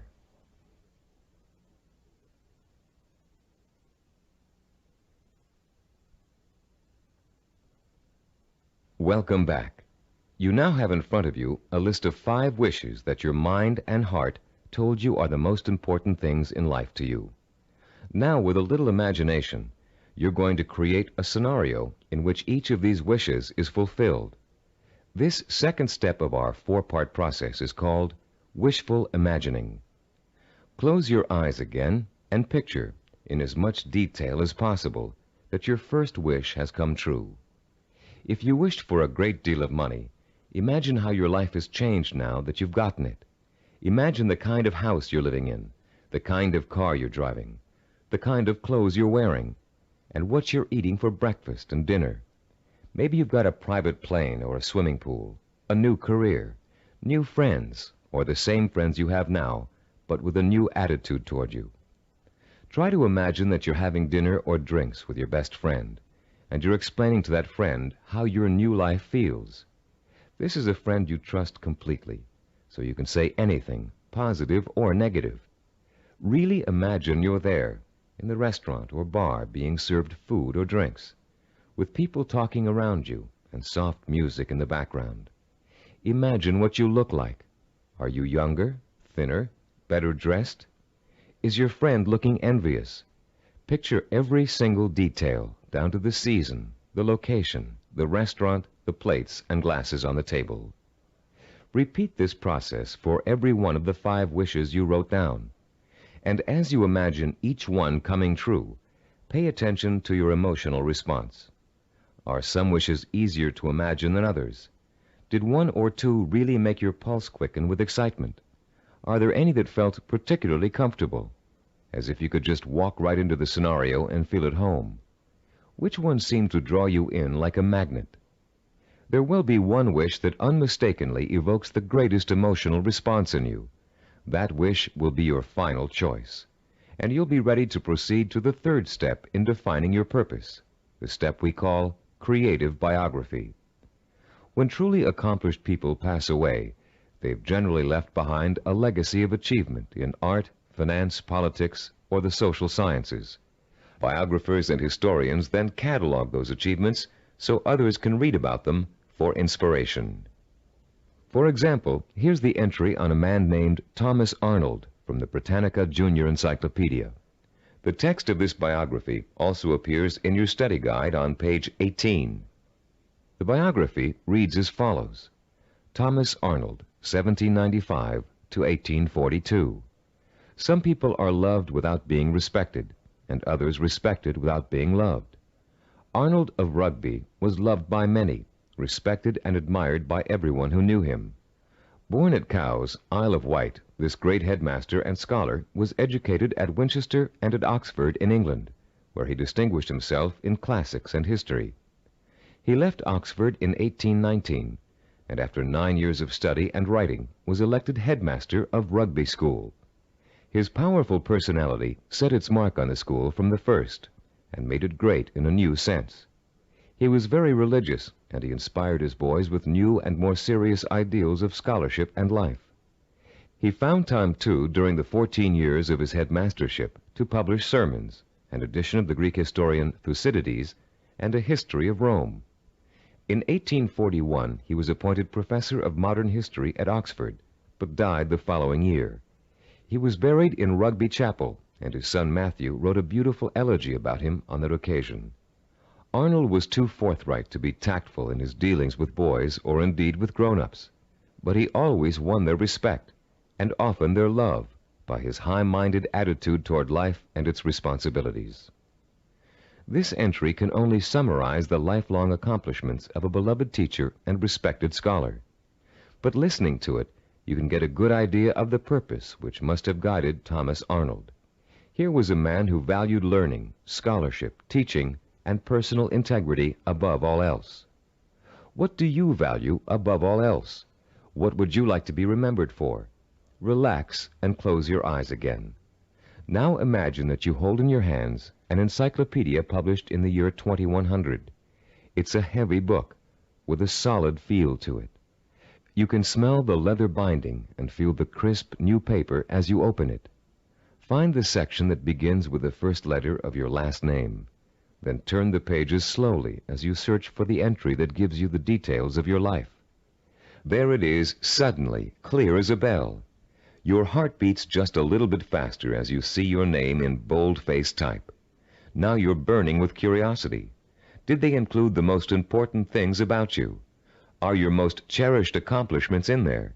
Did they understand the purpose behind the things you did? You begin to read the entry to find out. Yes, it's all there. Your birth date and hometown, the schools you went to, where you lived. And then the words that describe your highest achievements, your contributions to society. Savor the words as you read them. Let them form a clear picture in your mind of the kind of person you were and what your purpose in life was. When you've finished reading your own biography, turn off the tape and write down what you just read in the space provided on page 19 of your study guide. Don't leave out a single detail. Make sure you paint a vivid picture of the self-disciplined achiever who worked so long and hard in pursuit of a single purpose that he or she ended up deserving an entry in such a distinguished publication. When you've finished writing your own biography, please turn the tape player back on.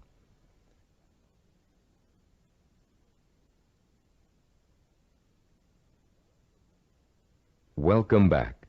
Now that you've completed the limitless wishing, wishful imagining, and creative biography exercises, a clear pattern should be emerging. You should now be able to answer the question, what do I, deep in my heart, really want to do? What is my purpose in life? Your fourth step in determining your purpose is writing this, the answer to that all-important question, down. You're now going to compose a personal statement of purpose. But before you do it for yourself, imagine that you're going to do it for someone else, a famous historical figure, for instance. Try George Washington. What do you think his statement of purpose might say? After all, he accomplished a great deal, not the least of which was becoming the first president of the United States. But George Washington never actually intended to become the first president. He was elected because of the kind of purpose he really had. A purpose statement for George Washington might read, I would like to use all my strength, courage, knowledge, and resources to secure liberty and freedom for all my fellow colonists.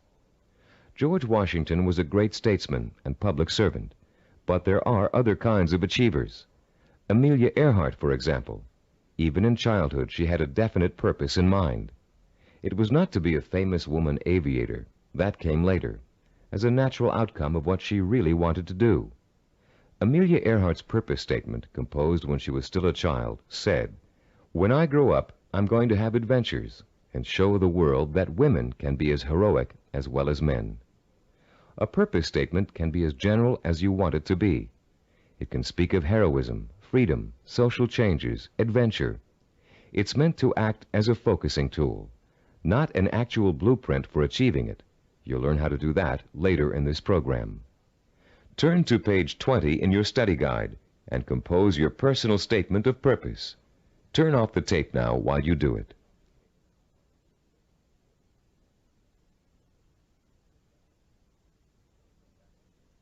Welcome back again. You've come a long way in this session. You've learned to use limitless wishing, wishful imagining, creative biography, and a statement of purpose to narrow down your options and make a final choice about where you're going to focus your efforts. You've just used this four-part process to make a major decision about what you really want to accomplish and achieve in your life. But you can use it again and again, anytime you feel it's necessary, to aid you in making any kind of decision, from the smallest to the most important. This process works equally well for macro and micro decision-making. Whether you know it or not, you're now well on your way to becoming a self-disciplined achiever. You've learned to use one of your richest natural resources, your intuition and imagination. You've discovered what it is you really want to achieve and have written it down as a statement of purpose. You've laid the solid foundation upon which the power of self-discipline is built. We'd like to congratulate you on what you've already accomplished. In our next session, you're going to learn how role models can inspire and teach you to achieve your lifelong ambition. In Homer's The Odyssey, one of the oldest surviving epic poems in the world, there is a character named Mentor. A wise and practical man, Mentor kept everything running smoothly at home, while Odysseus, the hero of the tale, went off for 10 years to have adventures. Mentor played his role so well and gave such wise and true advice that his name has become part of the English language as a representation of what he stood for. The American Heritage Dictionary defines a mentor as a wise and trusted counselor or teacher. This session is about mentors. Few achievers can ever reach their goals without them. Mentors provide you with the kind of inspiration, motivation, and example that can make the difference between achievement and failure. Mentors help you to develop the belief that anything is possible. And mentors allow you to learn through modeling, that is, emulating the person you'd like to be. In ancient civilizations, mentors were revered. In the 18th century BC, there lived a wise Babylonian king named Hammurabi. One of his greatest achievements was developing and drafting mankind's first set of civilized laws, known today as the Code of Hammurabi. This king was so wise that one of his laws required all men of learning and craftsmanship to pass on their knowledge and skills to the young through examples their students could follow.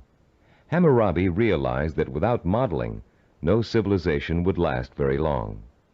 There have been many changes in the past 3,800 years, but one thing has remained the same. Without modeling, learning and achievement are not possible. It is a rare person who can forge a new path in society without consciously or unconsciously imitating someone that came before him. It is a rare artist who develops a new style without first having worked in the style of a master he or she has always admired. But actual skills aren't the only thing you learn through modeling. Values, attitudes, and behaviors are also passed on from mentors to students. And whether you realize it or not, you've been a student of behavior all your life.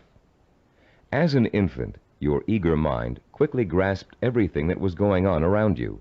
You watched and later imitated what your parents, siblings, friends, and teachers were doing. If you had good models of integrity and achievement, most likely you grew up to be an achiever yourself. But if your models reflected apathy or failure, you probably grew up to imitate many of the self-defeating and negative behaviors you witnessed in your early years.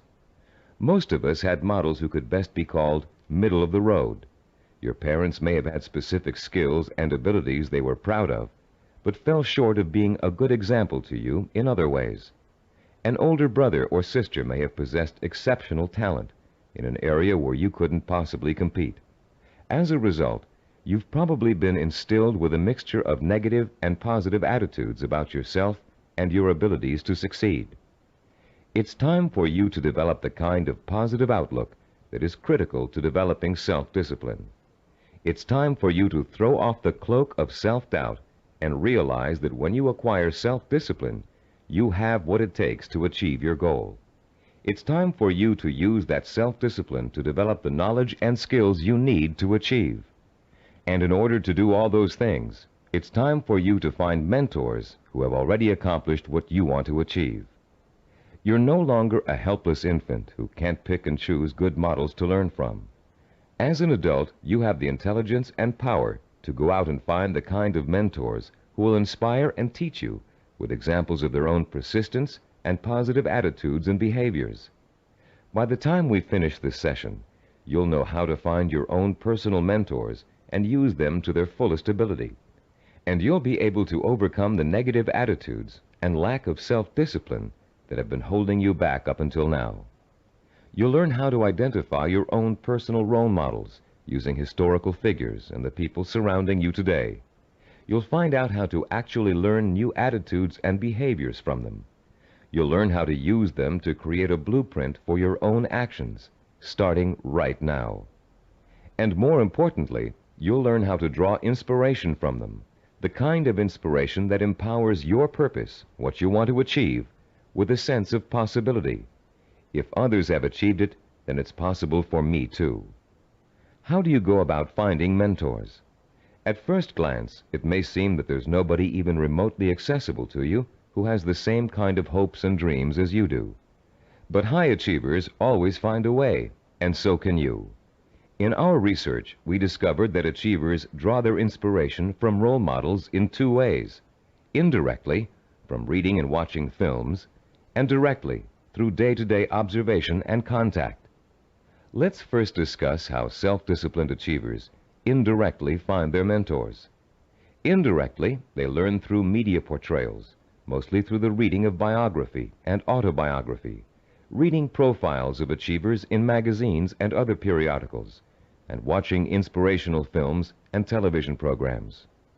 You may not be able to meet and talk to George Washington, Charles Lindbergh, Margaret Mead, or Agatha Christie, but each one of them has left behind a legacy of accomplishments that have been covered extensively in print and film.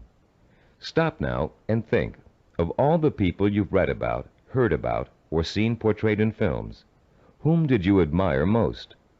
Whose story elicited a throb of recognition from you, a feeling that if you could be in anyone's shoes, that was the person you'd like to be? It could even be a fictional character, a great detective or explorer created by an imaginative writer.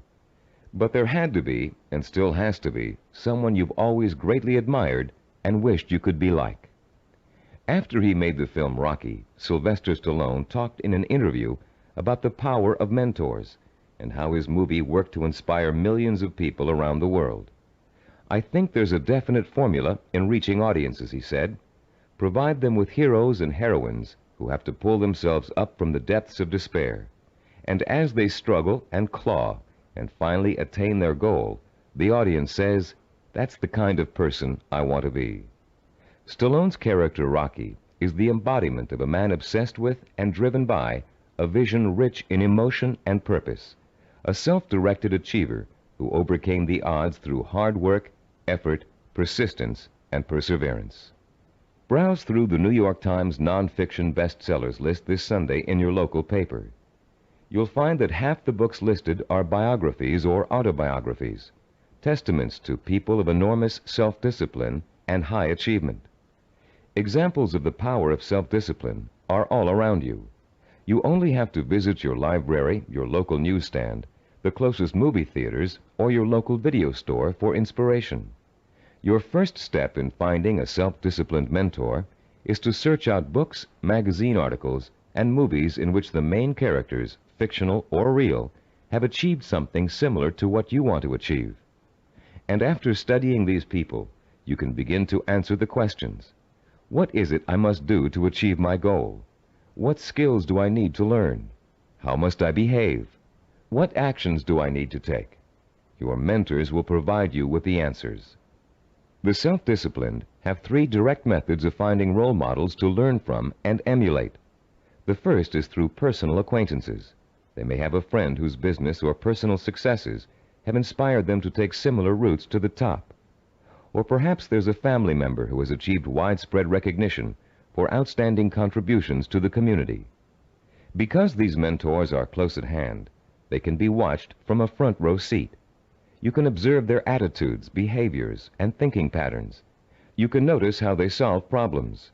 You can pay attention to how they behave when confronted with setbacks or victories. You can watch these mentors grapple with the issues of everyday life and the larger issue of achievement in a chosen area.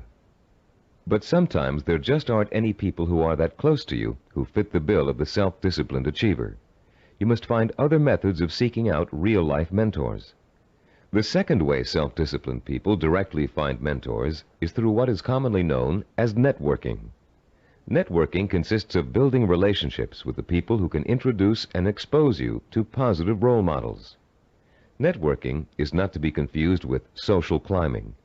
The primary motivation of the networker is to learn as much as he can from as many successful people as he possibly can. The main benefit from networking is the quality of the contacts you can establish. Contacts that will create greater opportunities and put you in the mainstream of successful, self-disciplined role models.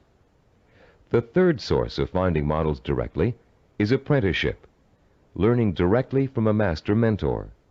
The concept of apprenticeship may seem old-fashioned in a world of computer-assisted learning and mass public education, but most of the high achievers we studied apprenticed themselves in some fashion to a mentor who could pass on his or her skills through intentional, personalized learning. Apprenticeship is extraordinarily common in the arts, trade crafts, business, medicine, law, politics, teaching, and sports. Leaf through any encyclopedia and notice how many of the achievers profiled learned their skills under the tutelage of a master mentor. Some people are obvious masters of their craft and easy to pick as mentors, but sometimes it isn't so obvious, especially when it comes to business or professional achievers. How can you choose among several possible candidates? How can you pick the person who is most likely to provide you with the inspiration and example you need? In Session 2, you used an assessment form to compare your own behaviors, habits, and thought patterns against the 10 positive characteristics of the self-disciplined achiever. On page 25 of your study guide, You'll find a similar form that you can use to identify the strengths and weaknesses of prospective mentors, with instructions on how to use it. Put this form to work for you as you seek out that special person who can help you achieve your most cherished dreams and goals.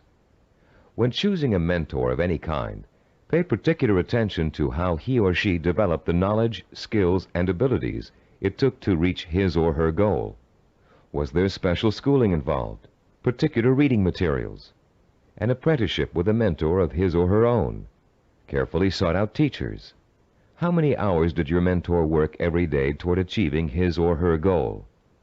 Also, pay close attention to your mentor's way of thinking. Be sure to choose someone who handles stress and pressure well. Someone who responds to difficult problems by coming up with creative solutions. Someone who loves what they do, but still finds time for important personal relationships. The highest achievers work hard, but are not workaholics. They still find time to enjoy their friends and families. Look for a mentor who has learned not to waste time and who has mastered the art of juggling a heavy schedule while staying calm and in full control. This will be an important trait for you to imitate, and find someone who neither capitulates to everyone around him, nor is so arrogant he won't listen to the opinions of others. You'll want to learn how to listen well, and then make your own decisions. In looking for all these traits, remember that your mentor is still going to be human and have faults. This is one of the most important things you can learn about your role model. In spite of great success, wealth, and the admiration of friends, family, and the community, he or she makes mistakes just like you. Rather than being disappointed in your mentor, you should rejoice over his or her human failings, because those failings mean that anyone can succeed just as they did.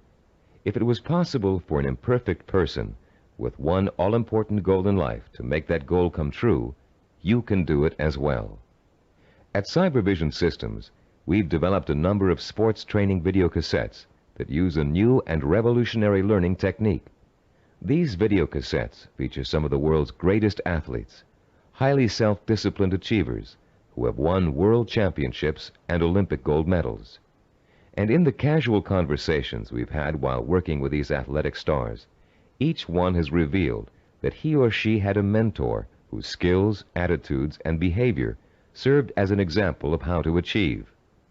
One of the things that struck us during these conversations was the fact that most top athletes were just as intimidated as you and I might be the first time they met their role model heroes, for lack of a better word.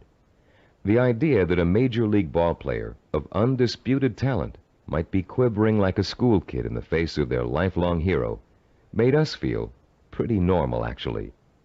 I think we all feel a sort of psychological barrier when it comes to measuring ourselves against our role models. But as the athletes we talked to discovered, that barrier can be overcome quickly and easily. Each of them described the eventual realization that came from playing on a team with a personal hero or from riding the same pro circuit. The realization?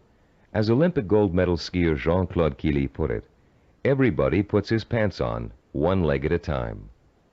What each of them realized was that they too could easily perform like the role model they idolized. The idols, viewed close up, turned out to be as ordinary as the worshippers. They realized how great an opportunity they had to learn from their hero. Discovering that their idols were human and fallible, they began to believe deep within their hearts that they could equal or even surpass their idols' accomplishments. Though the role models you choose have developed tremendous strengths that have made them successful, they also have many weaknesses.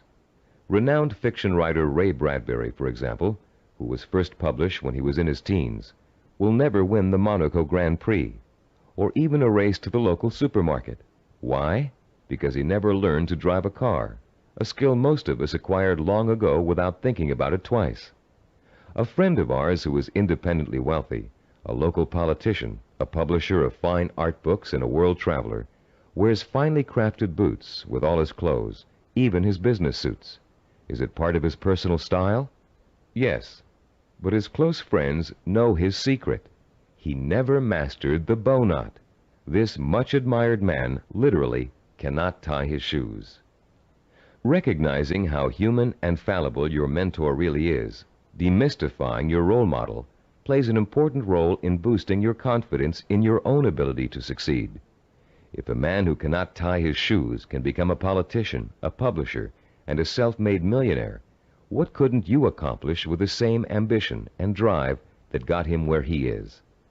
This is a man who never let minor shortcomings hold him back. He and 1,000 other mentors will prove to you that you don't have to be perfect to succeed. In fact, you may be amazed to find out that there are a lot of similarities between you and your mentor. People with similar goals often think alike. The only substantial difference, then, between you and your mentor is the kind of self-disciplined effort he or she has applied to achieving a goal. If you apply the same kind of effort, you can be just as successful in achieving your goal. As a matter of fact, you can try on success for size by emulating your mentor's achievements while you're working toward a similar goal. Remember childhood dress-up games, playing pirate with a tinfoil sword and your mother's scarf wrapped around your forehead. Role-playing doesn't work only for children. It can give anyone who's striving to reach a particular goal a template to follow for achieving that goal. Hunter Thompson, who broke new ground in journalism in the 1970s with his gonzo style, picked up much of his technique by imitating one of the greatest writers in the English language, Charles Dickens. Thompson literally sat down and physically copied Dickens by hand, letting his mind and his muscles get used to Dickens' rhythm and style. Hour after hour, he copied Dickens' prose, word for word. And Thompson went on to become a successful and popular contemporary writer. The great 19th century psychologist and philosopher William James contended that if you want to acquire a positive habit or behavior, simply act as if you already have it, and you will. James was aware that the human nervous system is incapable of distinguishing between a physically real experience and a vividly imagined one, which means that once you select your mentor, all you need to do is act just like that person in order to be just like him or her. Remember General Patton? He acted just like Alexander the Great, and he won battle after battle against the Axis. What about Babe Ruth? He imitated Shoeless Joe Jackson and went on to achieve much greater fame than his role model. Or perhaps you've heard of a fictional character named Bunker Bean. Bunker Bean was a timid, weak boy, raised by his parents to think he would always be a failure, and he was. He failed in school, he failed with his friends, he failed in everything he attempted, until one day Bunker Bean ran into a fortune teller who told him he was the reincarnation of Napoleon and was destined to achieve great things. Bunker Bean was shocked out of his usual apathy by this revelation. Going to the library, he took out every book he could find on the legendary Napoleon Bonaparte. He bought posters of Napoleon and hung them up all over his room. And as he studied about the emperor, whom he really believed was his former self, he began to imitate Napoleon's habits, attitudes, and behaviors. Years later, Bunker Bean was a rich and powerful man. He had everything anyone could have asked for. Running into the fortune teller one day, he thanked her for changing his life by telling him about his former self.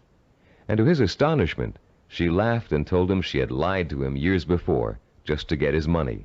He wasn't the reincarnation of Napoleon after all. Bunker Bean was crushed. But since he had spent the many years acting like his role model, he found he couldn't shake the habits of success he had acquired.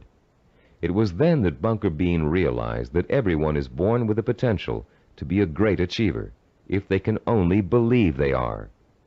You don't need a fortune teller to set you on the road to greatness.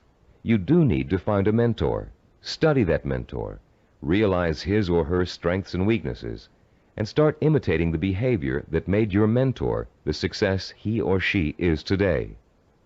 If you were an actor preparing for a starring role, you'd spend months studying the script, learning your lines and rehearsing your part over and over again until you knew it inside out. Only then would you have the knowledge, skills, and confidence to make a glorious debut. If, as Shakespeare said, all the world's a stage, then finding a mentor is your way of choosing your own starring role. For a while, as you closely observe your mentor and learn the script, you'll be just an understudy. But then, one day, the stage will be yours. Acting as if has remarkable suggestive power. In a book called The Wind Walker, which was made into a powerful film, an aged blind Indian spends his days teaching the ways of warriors. Sitting late at night, reflecting on the day's lesson and the children's reactions to it, he recites a poem to the heavens, part of which goes, "And did you not see the glow of their faces when he called them men, when he called them warriors? And is it not so that we become most quickly the persons we think we are?" And later, this passage appears. He was making the children feel important, that one day they could be important. That was the way of a teacher, of a true man.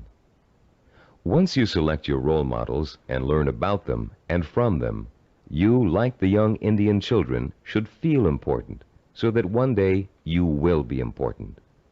This power of importance you draw from role models is really the power of possibility. Once you learn about your role models, their strengths and weaknesses, they become real and human to you. You stop worshiping them and begin to believe that you can become like them, or even surpass them. Once you make this realization, then your purpose becomes more real, more possible, and the fires of desire, fanned by the sense of possibility, begin to burn deep within your heart. And then, and only then, can you successfully begin the process of working persistently and progressively toward your vision and purpose. We're now reaching the heart of the action section of this program. In this session, you're going to learn how to transform your purpose into sensory-rich, emotion-provoking images of achievement. But before we do, let's quickly review the kinds of actions you've taken so far to begin your journey to achievement. In Session 4, you learned how to determine your purpose, the goal that represents the true desire of your heart and mind. This purpose is so important to you that you're willing to dedicate a great deal of time and energy to achieving it. It gives you a reason for living, and a reason for becoming the kind of self-disciplined achiever who can make it happen. In Session 5, you learned how to identify models of achievement, people who have already attained goals similar to yours. You learned how to turn those models into personal mentors, people who can inspire and teach you to achieve in much the same way they did. You found out how to isolate and identify their talents and habits. You also learned to use your mentors to create a strong sense of possibility, a feeling that if they could do it, so can you. With a clearly defined purpose and a strong feeling of "it's possible for me," you have already broken through the chains of failure that shackle and bind more than 90% of mankind. Most people don't have a purpose. They don't think that they're capable of achieving anything worthwhile. Now you're ready to take another giant step on the road to achievement.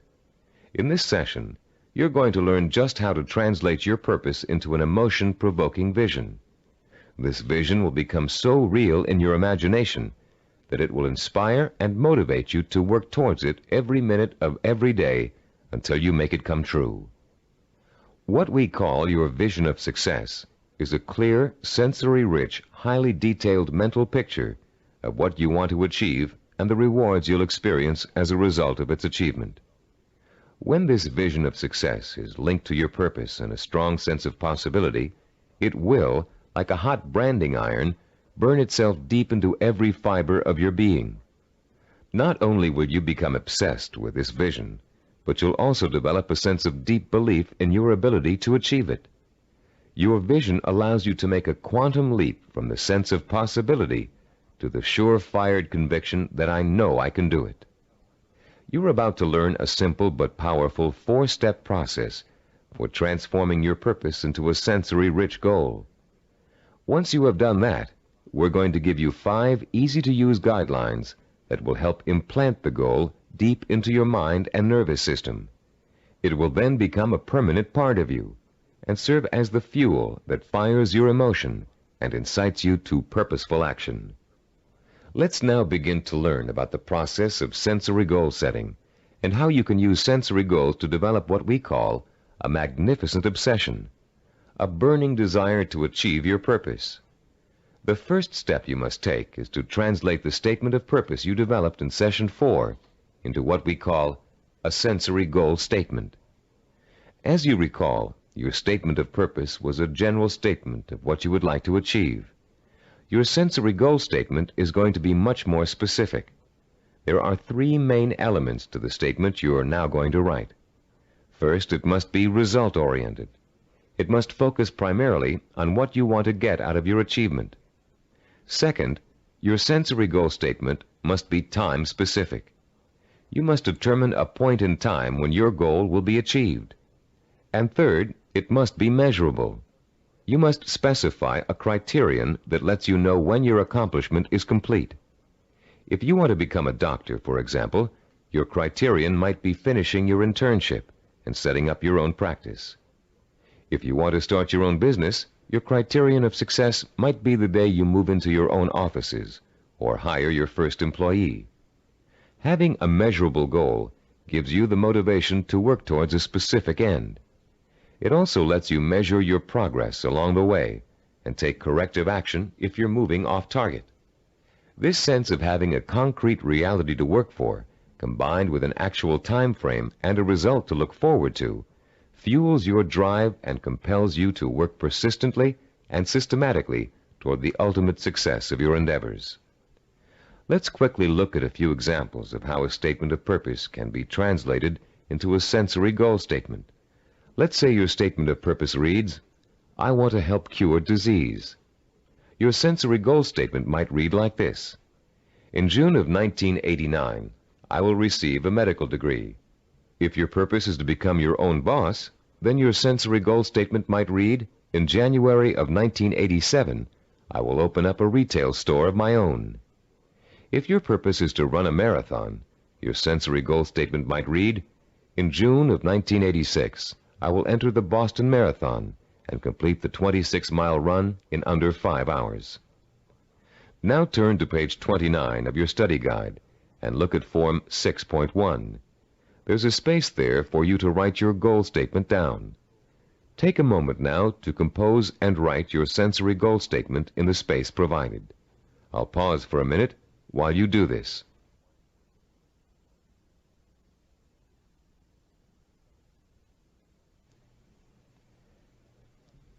After writing your sensory goal statement, your next step in the sensory goal setting process is turning that statement into what we call a vision of achievement.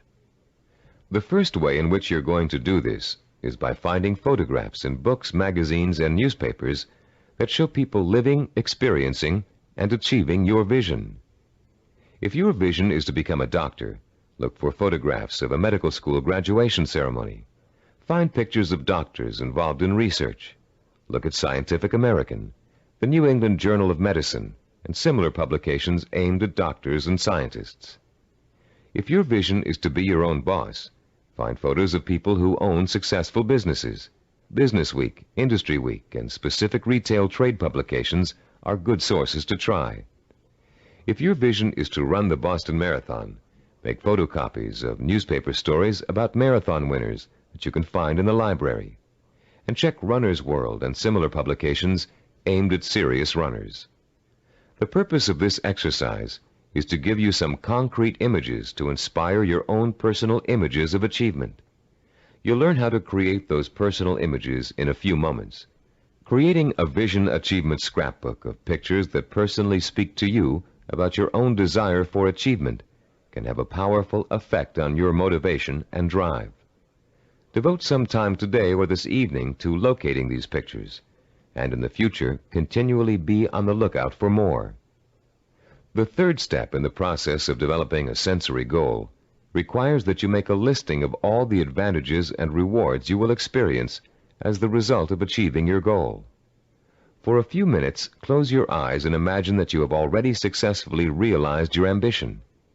How is your life different because of it? What recognition have you achieved? Has it made a difference with your family and friends? Has it made an impact on other areas of your life? Are you getting up at the same time in the morning, driving the same car to work? Are you going out more in the evenings, wearing different clothes?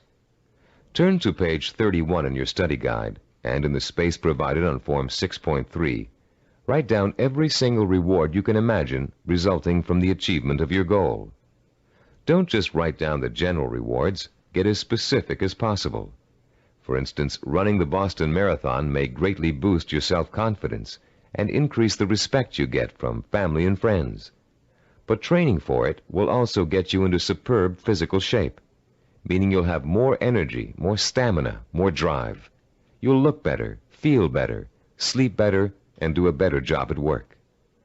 Use the photographs from your scrapbook to help you identify all the rewards you can think of that are associated with your goal. And when you're finished writing them down, you'll be ready to translate them into a vision that will stimulate your emotions, provoke your desire, and incite you to positive action. Close your eyes for a few moments and imagine that you have just achieved your goal. Where are you? What do you see around you? Are you indoors, outdoors, in your own home, at the office? Who are you with? Notice every tiny detail of your surroundings, including the texture of wallpaper, the color of the sky, the faces of the people you're with, the clothes they're wearing. Pretend you're going to have to draw a picture of this scene in a moment, so you really need to focus in on every little item so as not to forget it. Now, holding that visual image before you, switch your focus to sounds. What are you hearing? Are people talking to you? Are they congratulating you? If so, what are they saying? Are you hearing the voices of your parents, your spouse, your children, your friends? Are you all watching TV, where a famous newscaster's voice is reciting the story of your achievement? Maybe there's a party being held in your honor, and you can hear music in the background. Concentrate on every single sound you can hear and differentiate. Now, let's add the sense of touch. Are people shaking your hand? Do their hands feel smooth, rough, warm, cold? Are the grips firm or slack? Are you being patted on the back, hugged by your family and friends? Is someone pulling at your sleeve to get your attention? Next, imagine the prevalent smells that are surrounding you. If you're in the middle of a celebration, can you smell the food on the buffet table? Is the fragrance of champagne wafting up from the glass you're holding? Can you smell people's perfume or cologne? Now concentrate on taste. Are you sipping that champagne you were holding a moment ago, eating hors d'oeuvres? Or is the taste of success so sweet that you don't need or want any food? Finally, what are you feeling emotionally? Pride? Satisfaction? Maybe you're feeling relief that the hardest work is behind you. Maybe you're feeling the power of your new position. Perhaps you're feeling the exhilaration that comes with knowing that having achieved what you did, you can now achieve anything. You might even be feeling humble, having come face to face with weaknesses you never knew you had during the long, hard effort to reach success. After you have awakened all of your senses to the sight, smell, taste, touch, sound, and feeling of success, turn to page 32 in your study guide and complete Form 6.4, entitled The Sensory Vision Worksheet.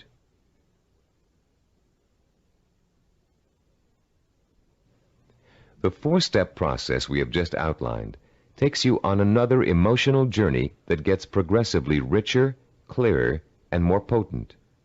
You start with a specific statement of what you want to achieve and when you want to achieve it.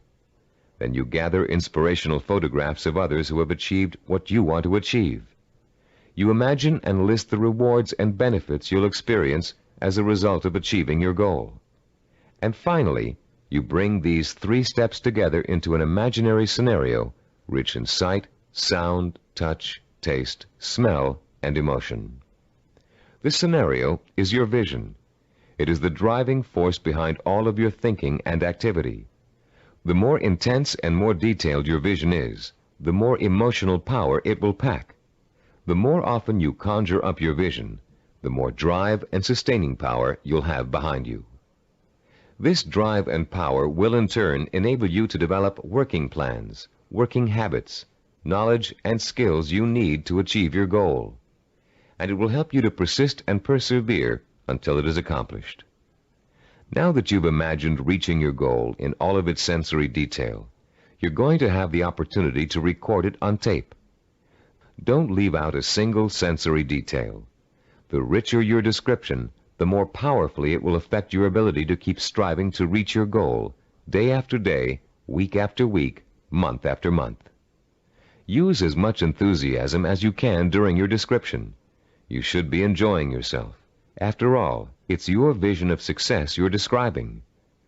After you've finished recording, play back your description and listen to it carefully. Did you falter in places? Were there things you couldn't describe fully? Did it sound as if you didn't quite believe what you were saying? If the first version of your story doesn't satisfy you, erase it and create another one. Do this over and over until you have a version that completely satisfies you. It should be highly detailed and utterly convincing. And if, along your path to achievement, you find your goal changing shape or form, just record a new version that better fits your new goal. You're now going to learn to use this recording as part of a 5-step daily plan for internalizing your vision and making it so much a part of you that it will drive you to plan, to work, to achieve, to persist. Your first step will begin early in the morning, soon after you wake up. The first thing you're going to do before going about your daily business is to review your statement of purpose, your sensory goal statement, your photographs of achievement, and your list of rewards for achieving your goal. This is not just to remind you of why you're striving for success. It's to remind you of exactly why you need to succeed. Your statement of purpose, your list of rewards, your photographs, all speak of your deep need for achievement and the ways in which it will satisfy you and enrich your life. This is what you need to awaken in yourself anew every single morning. After you've reviewed those materials, your second step is to listen to your recording of your sensory goal description. The sound of your own voice, filled with enthusiasm, describing the joy and pride you feel in achieving your goal, will light a fire inside you that will give you the energy and stamina to persist in your efforts to reach success every single day. And during the day, as part of step 3, you must take a few moments out from whatever you're doing, close your eyes, and imagine your sensory goal in all its richness and brilliance. Recall the touch, taste, smell, sight, and feel of success. Relive your emotional reactions to it.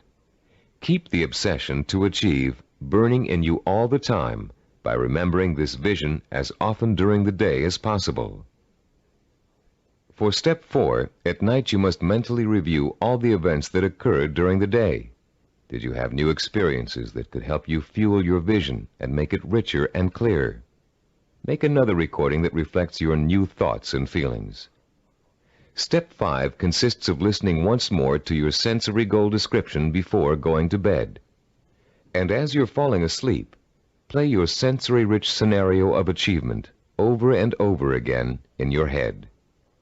This 5-step plan will refuel and reinforce your motivation for achievement, and it will help to give you daily feedback on how well you're progressing toward your goal. But remember, there will be setbacks and mistakes along the way, and there will be readjustments in your thinking and planning about what you want to achieve and how you want to achieve it. You'll find yourself adjusting your course just as you adjust your steering wheel while driving on a winding road. This is to be expected, because there is no effortless path to achievement. For this reason, we suggest you record your vision over again at least every 2 weeks. That way, it can keep pace with your daily experiences and changes in outlook. You've come a long way in this session. You've turned a general statement of purpose into a specific statement of what goal you want to achieve. You've put an achievement date on that goal. You've gathered pictures of it.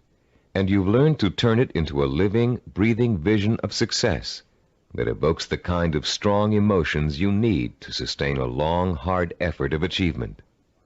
Now is the time to record your vision.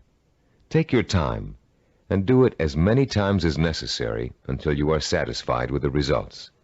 Remember, you're going to be listening to it twice a day, so it needs to be rich and rewarding. You may find you need several tries before you successfully record a vision that satisfies you in its richness of detail and intensity of emotion. Do as many versions as you need until you get the one that sounds just right. If your goal changes, record a new version. If you've reached your goal and want to pursue another, create a new vision and record it. Remember, include all the details and be as enthusiastic as possible. Now, begin your own narration of what it would look, taste, touch, smell, sound, and feel like to achieve your goal. What you can do, or dream you can do, begin it. Boldness has genius, power, and magic in it. These immortal words, written by the great German philosopher and dramatist Johann Wolfgang von Goethe, perfectly set the stage for what you're going to learn in this session. Here, we're going to help you turn the vision of what you want to achieve into an action plan. In Goethe's words, to boldly begin your dream. You already have the vision. You believe in it and in your potential to achieve it. Now we're going to work on a practical, step-by-step process through which your vision can be brought to life. For, as former United States President Theodore Roosevelt said, dreams are a dime a dozen. Everybody's got dreams. It's their execution that counts. Planning is the logical mapping out of where you want to go and how you want to get there. Seneca, the Roman philosopher, captured the importance of planning when he said, "When a man does not know what harbor he is heading for, no wind is the right one." Planning helps you focus your direction and organize both your time and resources. Every moment spent in planning saves 3 or 4 in execution. In this session, you're going to learn a simple yet powerfully effective system of planning, of organizing any goal you want to achieve into logical, easy-to-visualize steps. This system is applicable to any type of task or project, from building a deck to getting a medical degree. It will help you to make short or long-range plans, organize your resources, create schedules to meet necessary deadlines, and improve your decision-making skills. It will also improve the quality of your work. While following this plan, you'll experience an increase in self-confidence and pride as you realize that you are on your way to becoming a self-disciplined achiever. Every small task in your plan that you accomplish will be living proof that you are one step closer to your goal. And as you take each step, your faith in your ability to accomplish your goal will be reinforced and expanded. In approaching the creation of a plan, it is important to keep the following basic facts in mind. First, planning is a way to look at both the whole picture and parts that make up the whole. It is a way to organize those parts in a logical and sequential way. One step should lead to another. More than that, each step you take should make the next step possible, like adding links to a chain to make a fence. We've introduced you to the concept of macro and micro achievements. The whole picture is your macro achievement. The steps you must take to achieve your macro achievement are micro achievements. If you want to build a house, a macro achievement, you must start by leveling the site and digging a foundation. Only after those steps have been accomplished can you go on to pouring the foundation, putting up the framing, putting in electricity and plumbing, finishing the walls, installing the roof, and so on. The second fact to keep in mind is that ideas take time to implement. I won't dwell at length on the subject of time now, since we're going to devote all of Session 8 to time. But I'd like to tell you a short story about a Micronesian island leader named Pialug that illustrates the kind of time and patience it takes to achieve excellence. 50-year-old Pialug is the most respected and powerful man in his community because he's a navigator. His grandfather had told him, "If you learn navigation, you will have a name. You will eat the navigator's food. At sea, you will have more power than a chief." Pialug began learning navigation at the age of 5. Using shells and pieces of coral on sand, his grandfather created models of the constellations to teach him how to chart distance and direction. Pialug learned that at the right time of year, he could simply point the bow of his canoe at the rising star to steer his course. But since the stars rise 4 minutes earlier each evening, the rising star changes position every day. So Pialug also had to learn the positions of the multitude of lesser stars. It took him 45 years to learn every movement of every major and minor star and constellation in the nighttime sky. But having taken the time to learn, Pialug now enjoys the respect, admiration, and status in his community that comes with being a navigator. Like Pialug, you must recognize that it will take time to achieve your goal, weeks, months, or years. Like Pialug, you must develop patience in learning the steps that lead to your goal.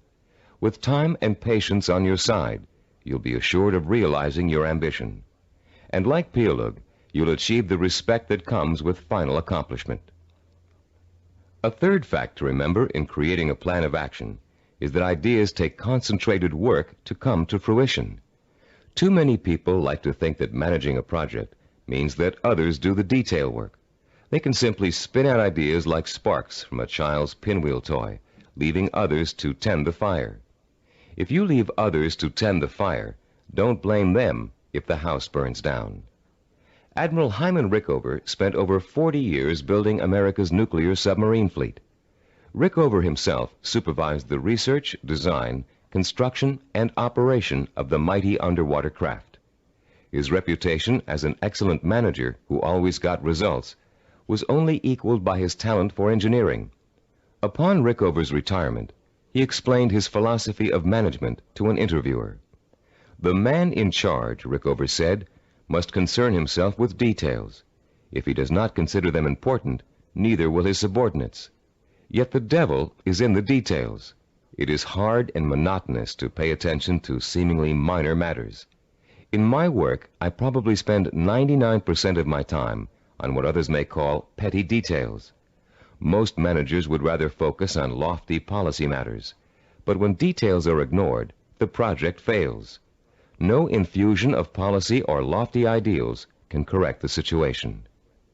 3 basic elements to keep in mind, then, when creating an action plan.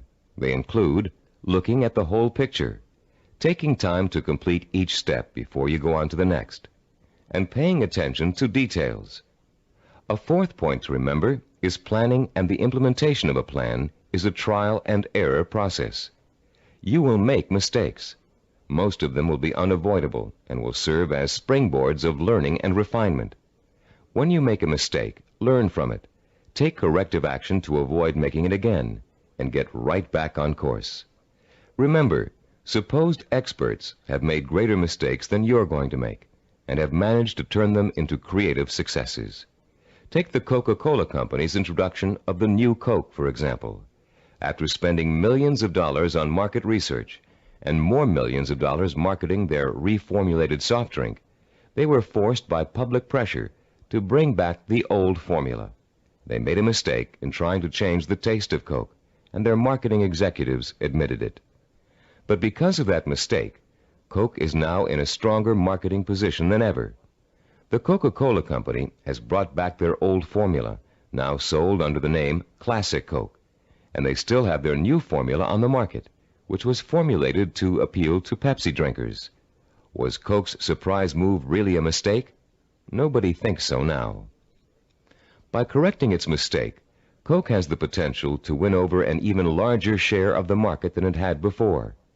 This process of self-correcting behavior is what scientists call cybernetics.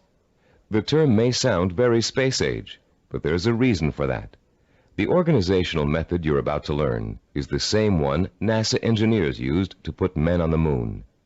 In the early 1960s, when former President John F. Kennedy ordered NASA to put a man on the moon within a decade, NASA's engineers and systems designers rose to the challenge, accomplishing the task by July of 1969. How did they do it? They took their macro objective, putting a man on the moon, and broke it down into a series of micro-objectives that would lead to the final great accomplishment. When the project started, NASA scientists and organizers immediately began preparing flowcharts, identifying each step they would have to take in order to put a man on the moon. First, they had to build a new type of rocket. Then, that rocket had to successfully orbit the Earth for longer and longer periods of time. They had to design spacesuits that would be able to protect the astronauts from the moon's atmosphere. Each step got them closer and closer to achieving their objective, until that historic day when they got the job done. You can duplicate the same process of planning simply and easily. You can apply it to any job you might be called upon to handle. We call the system of planning you're going to learn in this session visual network planning. Visual because it helps you to look at, identify, and visualize each of the steps necessary to complete an objective. Network, because each of the steps are connected together to show how they lead to your goal.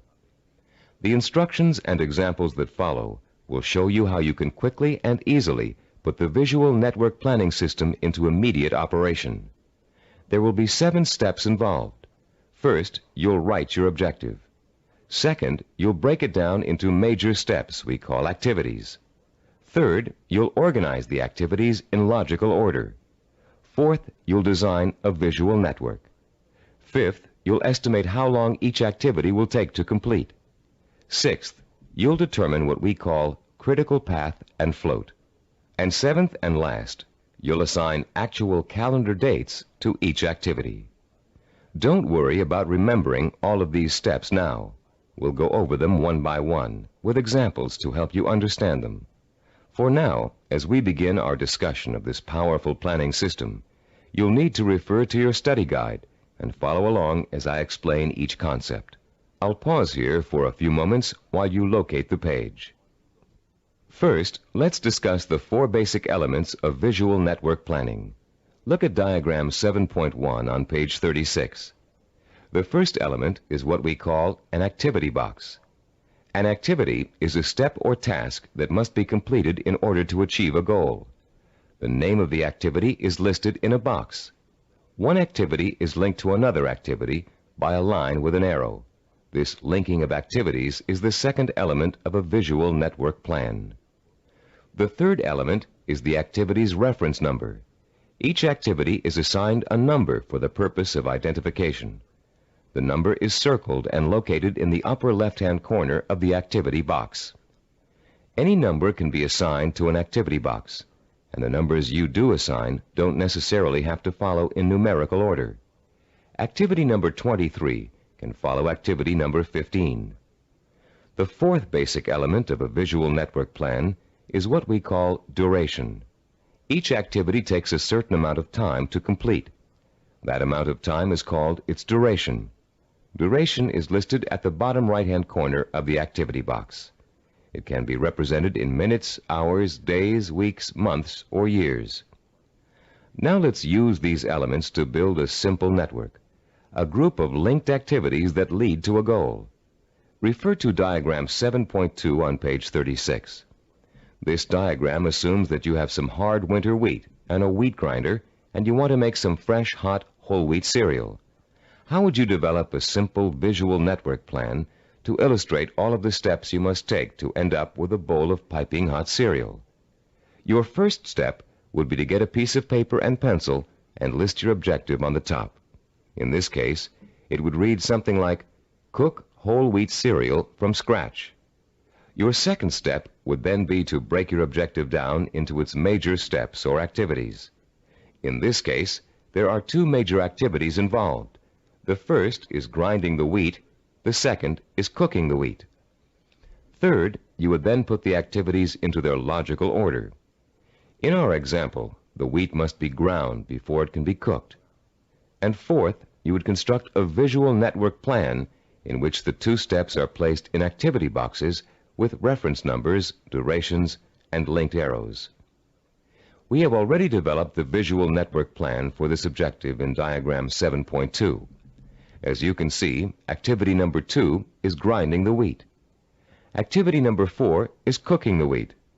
When activity number 2 has been completed, having taken 2 minutes, activity number 4 is ready to begin. Activity number 4 takes 7 minutes.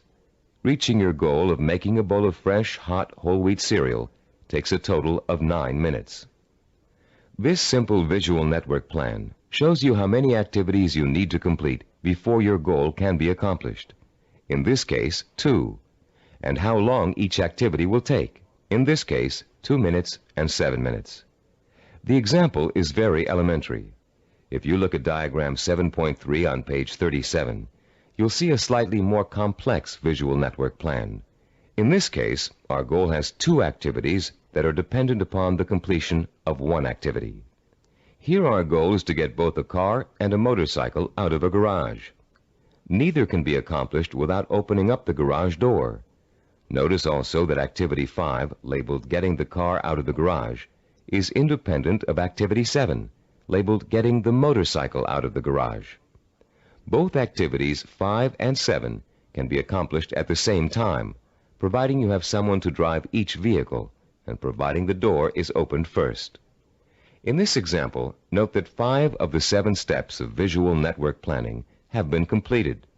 1, the objective has been written. 2, the major steps of the project have been identified. 3, the steps have been put into a logical order. 4, they have been organized into a visual network. 5, each activity has been assigned a time estimate for completion. Now let's examine Step 6, the concepts of critical path and float. To help you follow along in our explanation, turn to page 38 of your study guide and look at diagram 7.4, titled Critical Path and Float. As you can see, we have expanded our visual network plan for cooking cereal to one for cooking and eating cereal.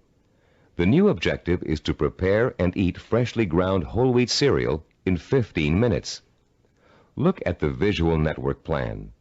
You now have 3 separate paths that come out of Activity 3, grinding wheat.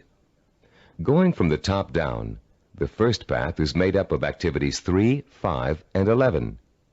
The middle path is composed of Activities 3, 9, and 11. The bottom path includes Activities 3, 7, and 11. Look at the 3 paths individually and total up the amount of time each will take. The middle path will take a total of 14 minutes to complete. The top path takes only 8 minutes. The bottom path takes 9 minutes. Look at your objective again. Your goal is to cook and eat the cereal within 15 minutes. If you are to complete your objective on time, the activities on the longest path must all be completed on schedule. The longest path on a visual network plan is known as the critical path. The activities on the critical path are called critical activities and are vital to the success of the project. The non-critical activities, those not on the critical path, can be delayed without affecting the result. These activities have what is called float. Float is the amount of time an activity can be delayed without affecting the completion of the project. In diagram 7.1, grinding the wheat, cooking the wheat, and eating the cereal take the longest amount of time and are thus on the critical path. Getting the bowls and milk can be delayed without affecting the schedule. Therefore, they both have float. Diagram 7.5 on page 39 is the visual network plan we use here at Cybervision Systems to develop our programs. Study the plan and try to determine the critical path. Which activities take the longest amount of time to complete? As you can see, activities 11, 13, and 15 are on the critical path. Activities 17 and 19, and 21 and 23, which take a total of 10 weeks to complete, have 6 weeks of float. Because of the amount of time it takes to complete the critical path, these activities can be delayed for 6 weeks without affecting the schedule. On the other hand, if any of the activities on the critical path are delayed, the whole project will be late. Identifying the critical path of your project enables you to gain control by knowing what your priorities are. You can then concentrate your efforts on getting those priority items done, letting the others float until you have time to take care of them too. The 7th step in developing a visual network plan is to assign calendar dates to each of the activity boxes. Once you're ready to commit your project to firm starting times, you must insert completion dates for all activities along the critical path. For example, if we were to begin our audio program development on January 5th, and the first activity on the critical path, developing a program idea, has a duration of 1 week, then the activity box showing the completion of this task would have a target date of January 12th. That date, and all others on the critical path, must be met in order for the project to be completed on time. A delay in finishing a critical path activity will result in the delay of the project. But critical path dates have another function besides keeping your project moving on time. These target dates also serve as guides for the float events that lead to your goal. You can position your float activities to coincide with your critical target dates in such a way as to complete them when it's best or easiest for you to work on them. These activities can be worked into your schedule because they can be delayed until it's most convenient for you to do them. Visual network planning works for macro goals and for micro goals. You can create one visual network plan for a macro goal, such as becoming a doctor, and create another visual network plan for getting through medical school. In diagram 7.6 on page 40 of your study guide, we've outlined a simple visual network plan for someone with a macro goal, becoming a neurologist. Each of the activities listed on this plan, which takes a total of 15 years of post-high school study, can be turned into a micro-network plan of its own. Any project that has a beginning and an end will benefit from visual network planning. Before embarking on your plan for accomplishing your macro goal, we suggest you try this organizational method out on something smaller so you can see the results in a matter of a few hours or a few days. Apply it to a project around the house that you've been putting off for weeks, pruning your trees or repainting several rooms. This will give you a chance to get used to organizing your activities in a logical and systematic way. In using this plan, you'll learn the meaning of hard work and patience. You'll find yourself tempted to skip certain steps and leap ahead to something you feel like doing right away. But when you do go off your schedule, your project won't be completed in time, and you'll begin to see how important it is to stick to dates and schedules if you want to realize any goal. Using this plan will also reward you with a sense of self-disciplined accomplishment. As you complete each task on your path to success, you can mark it off on your chart and be proud that you've done it. You'll also be able to look at your chart at various times during your project and see how far you've come. Before we go on to complete this planning session on cassette side 10, I'd like to say a final word about the planning system you've just learned. No one can be totally certain about the outcome of a string of planned events. Mistakes, unforeseen problems, and outside events over which you have no control can and will contribute to the changing of your plans. Your visual network plan is not carved in granite. It's a living, working system that must change to accommodate the changes in your life. You may underestimate the amount of time it will take you to complete an activity. You'll know better the next time. You may find that you don't need to perform a certain activity at all, giving you some breathing room in your schedule. The objective of this plan is not to give you a rigid yardstick against which to measure your success or failure. Rather, it is to give you a logical, working system for achieving your goal. In creating your visual network plan, do your best to be as accurate as possible about dates and durations of activities. But remember that things may go wrong, and you may have to change those dates. This is not an excuse to quit. It is a good reason to keep sticking to your plan, for without it, you have little chance of achieving your goal at all. Remember, to successfully realize your purpose, you must have the courage to take risks, the courage to fail, and the courage to learn from your failures. Visual network planning is a roadmap that points out your destination and suggests a way to get there, but it doesn't tell you how to take the trip. It's up to you. On the next side of this tape, you'll take the exciting step of developing your own visual network plan, and you'll write your own story of achievement in a way that brings home the power and reward of final success. Now that you've been introduced to the guidelines of effective planning, you're ready to turn your own purpose and vision into macro and micro plans. As you do, keep in mind the following suggestions. First, the instructions on how to develop a visual network plan are guidelines only, and not a rigid set of rules. Use the principles we've discussed as a guide to meet your own specific needs. Second, take the time to work at converting your goal into a visual network plan. You'll probably need to come up with a number of rough versions before you arrive at your finalized plan. Don't get frustrated. The very act of planning will force you to think logically and use your creativity. More importantly, your vision will go from the abstract to the concrete, a step most people aren't able to take or don't know how to take. In developing your personalized visual network plan, You'll find that this system will become one of the most valuable tools you'll ever use. So study it thoroughly, familiarize yourself with the steps, get to work, and be patient. After you have developed your first visual network plan, there's an exercise I want you to complete. Take your plan and put it in front of you.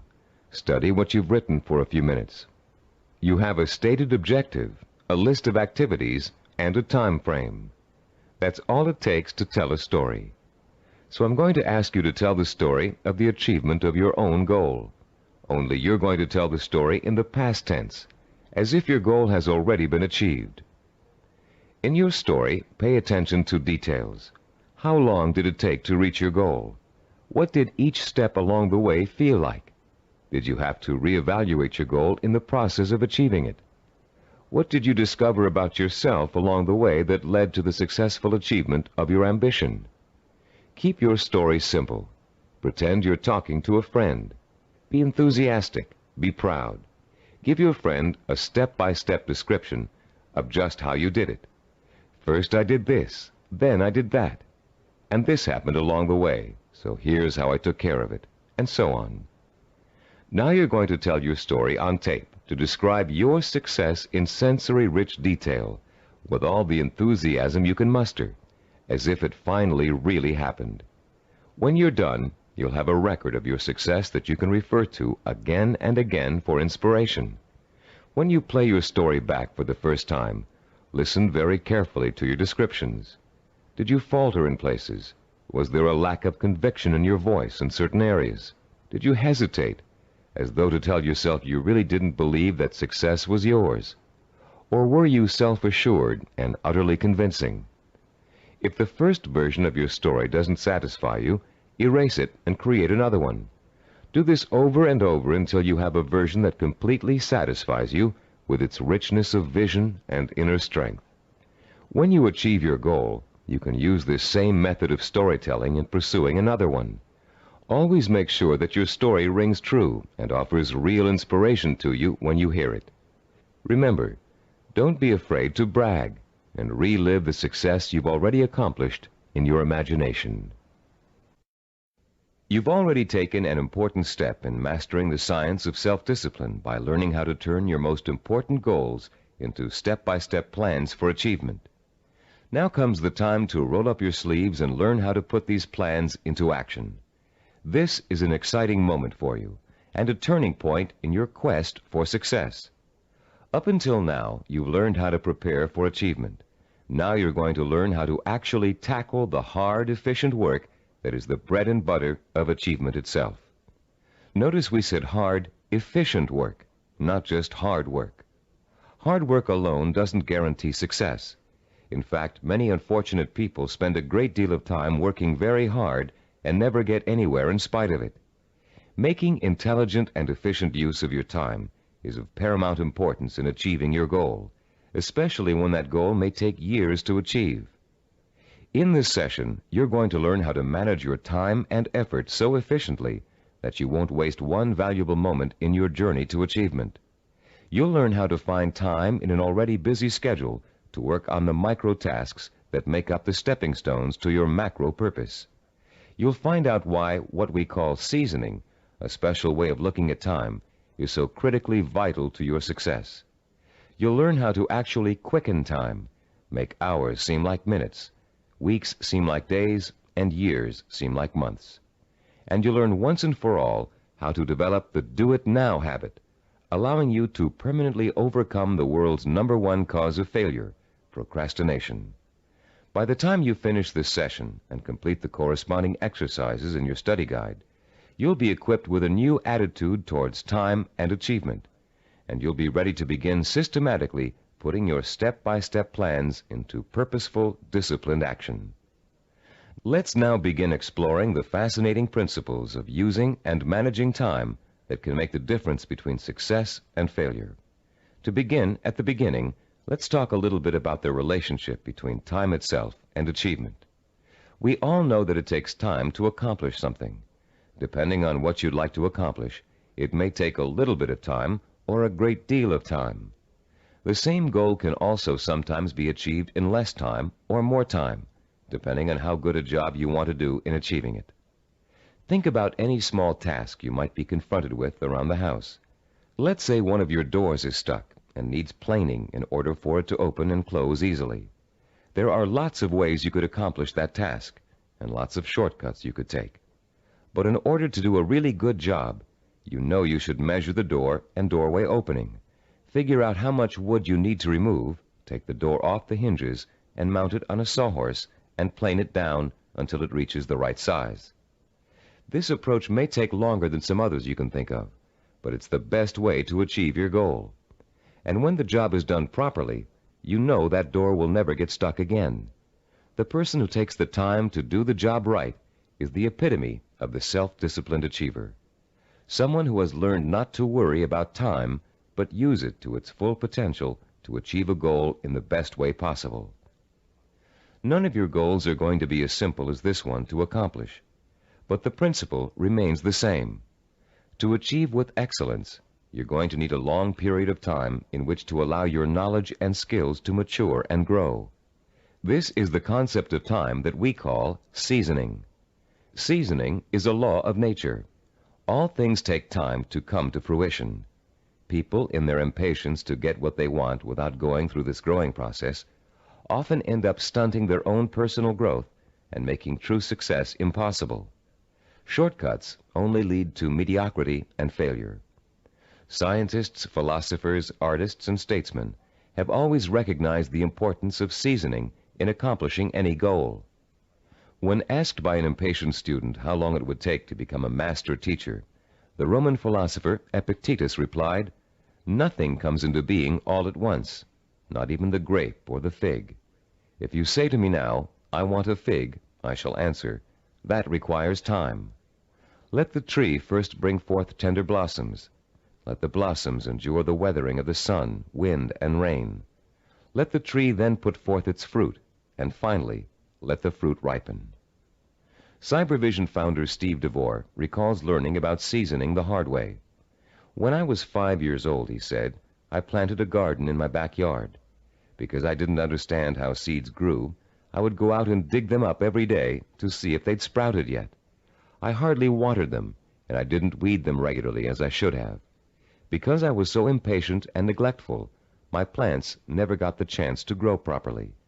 And when harvest time came, my vegetables were pitifully small and undeveloped.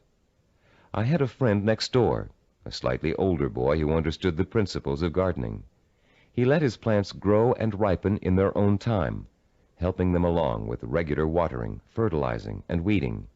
He enjoyed a bountiful harvest that summer, and I learned a lesson about patience and self-discipline. All great achievers not only understand the concept of seasoning, but they value it greatly. They know that success cannot be hurried. They know that to try to hurry it is to ruin it. They understand that every step along the road to achievement is a necessary one and a small achievement in itself. And they also know that getting there can and should be half the fun. Self-disciplined achievers are willing to pay the price of time to realize their ambitions. They are not intimidated by the thought of having to work and study for 5, 10, even 15 years. Their commitment to a goal is absolute, and their vision of success is unwavering. The self-disciplined achiever knows that if what he wants will take 5 years to achieve, the 5-year effort will be worth it. He knows that those 5 years are going to pass anyway, and he has a choice about whether to spend them preparing for success or wasting the time thinking and dreaming about what he'd really like to do. For the self-disciplined achiever, there is no choice.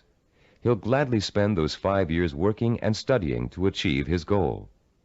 Does several years seem like a long time to you? Think how fast the last 5 years of your life have gone by. What did you do during that time to make achievement possible?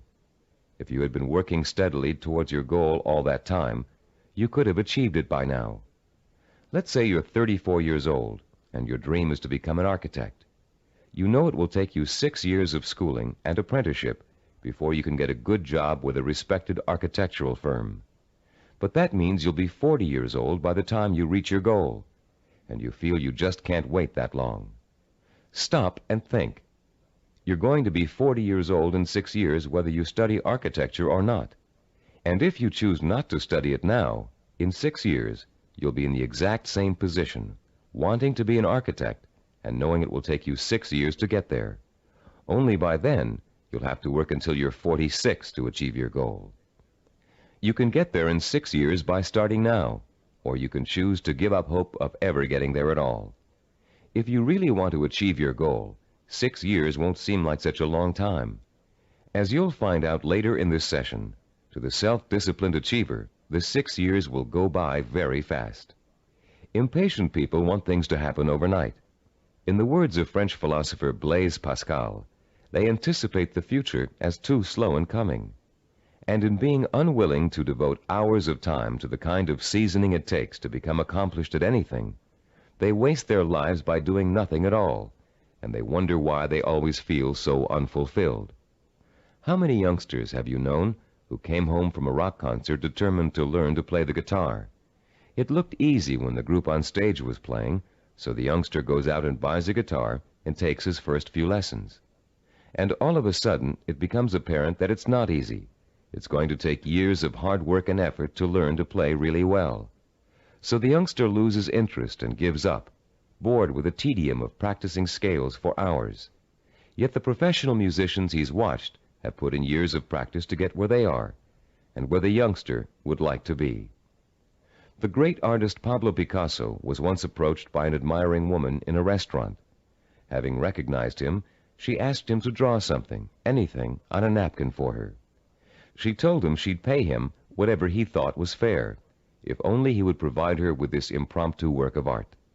Picasso agreed and spent 5 minutes drawing a picture on the napkin. When he was finished, the woman picked the napkin up in delight. How much did he want for the picture, she asked. Calmly, Picasso replied, $10,000. Dumbfounded, the woman began to argue with him that a picture drawn on a napkin in 5 minutes couldn't possibly be worth that much. But Picasso just smiled and said, Madame, it may have only taken me 5 minutes to draw the picture, but it took me 40 years to learn how to draw it. 40 years. Does that seem like an interminable amount of time? To a master artist seeking the ultimate expression of his talent, a great scientist seeking a cure for disease, or an ambitious businessman trying to turn a small company into a Fortune 500 corporation, 40 years can seem to fly by overnight. To the dedicated self-disciplined achiever, time is nourishment for what he wants to accomplish. And that time is well spent, taking step after step in a continuous effort to achieve a specific goal. The achiever does not get sidetracked. Every day he concentrates on the micro tasks that make up his macro purpose. And each completed micro task becomes a source of pleasure and a reward in itself. Top newscaster Eric Sevareid achieved his macro purpose by actually ignoring it. Instead, he concentrated on the micro purposes that would help him accomplish his goal. Sevareid tells the story in his own words. Once when I relinquished my job and income to undertake a book of 250,000 words, I could not bear to let my mind dwell on the whole scope of the project. I would have surely abandoned what has become my deepest source of professional pride. I tried to think only of the next paragraph, not the next page, and certainly not the next chapter. Thus, for 6 months, I never did anything but set down one paragraph after another. The book wrote itself.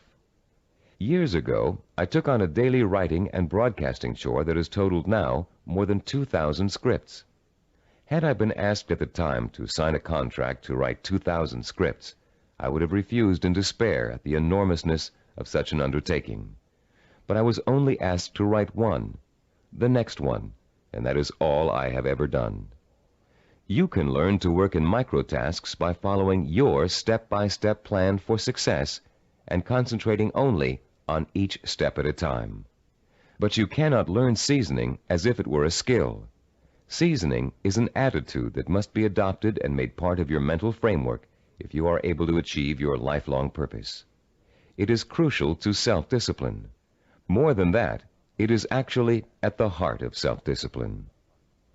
Besides seasoning, the self-disciplined achiever experiences something we call time quickening. Time quickening does not mean taking shortcuts, as you might first guess. Rather, it represents what happens to your perception of time as you become involved in the pursuit of your goal.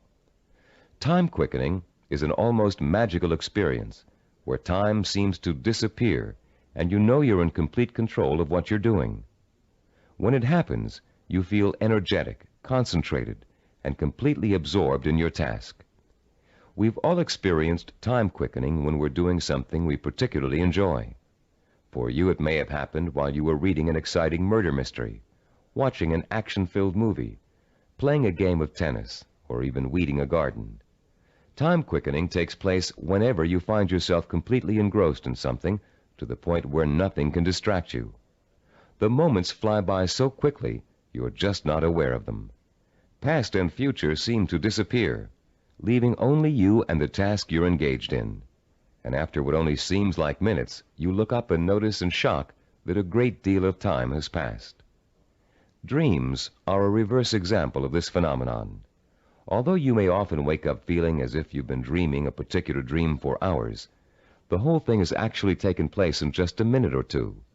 The human mind has the amazing ability to alter our own perception of time. Once you learn to use this ability to your advantage, you will no longer be discouraged at the thought of having to spend so much time pursuing your goal. Scientific research has shown us how to trigger the experience of time quickening. You can actually learn to consciously create the sensation that time has stopped. You can do it by becoming single-mindedly and uninterruptedly involved in an activity for a significant period of time. Time quickening occurs when you surrender your attention and your senses to something outside of yourself. There are 6 steps you can and must take to experience the benefits of time quickening.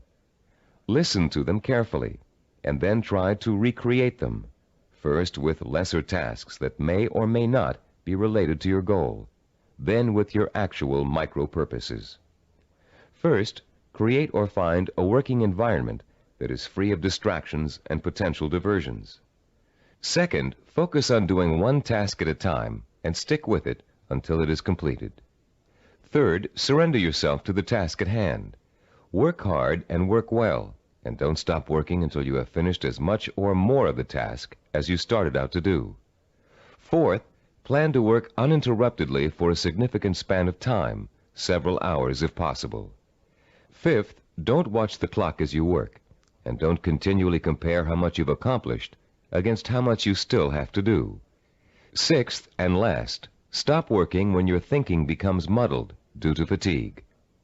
The first few times you try using these 6 steps, you may have a hard time following them all. But the more you practice, the easier it will get. And soon you'll notice that time seems to be flying by quicker and quicker every time you sit down to work. Time quickening makes work enjoyable and helps prevent the normal wear and tear of work on your mind and your nerves. It is the antidote to burnout and the key to maintaining a healthy emotional balance during long hours of effort. Time quickening will enable you to successfully complete the string of microtasks that over an extended period of time will take you closer and closer to the completion of your macro goal. And if your goal is years away, time quickening will make it seem to all happen so quickly that the illusion of overnight success will almost seem as if it's coming true. Using time quickening to follow a step-by-step plan for reaching a goal is one way to make that goal appear closer than it really is. But time quickening won't do you any good if you find you can't even get started on your micro-tasks. For most people, the biggest enemy of success is procrastination, postponing doing the work you know you must do in order to accomplish your ambitions. Like most people, you may think procrastination is relatively harmless, a trivial problem that you don't really need to worry about. But there's nothing trivial about a habit that is the cancer of self-discipline. Procrastination is an achievement killer, and unfortunately, the more often you succumb to it, the more habitual it gets and the harder it is to deal with. Procrastination is a serious deterrent to self-discipline, and it takes a serious effort to overcome it. In the next part of this session, we're going to explore some common reasons for procrastination and the most effective ways of overcoming the would-be achiever's most self-defeating habit. Psychological research tells us that chronic procrastinators fall into three groups. The first group fears failure. The second group fears success. And the third group uses procrastination as a way of rebelling against authority. Let's examine each of these groups to see how they turn their own psychological problems into reasons for procrastination.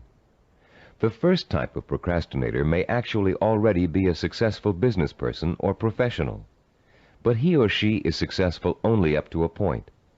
These people set such high standards for themselves that they live in constant fear of not being able to meet those standards. They cripple their own efforts to succeed by working at less than their capacity, so they are never really challenged and therefore never will fail. People who are successful early in life, usually in school or in an athletic career, often turn into this type of procrastinator.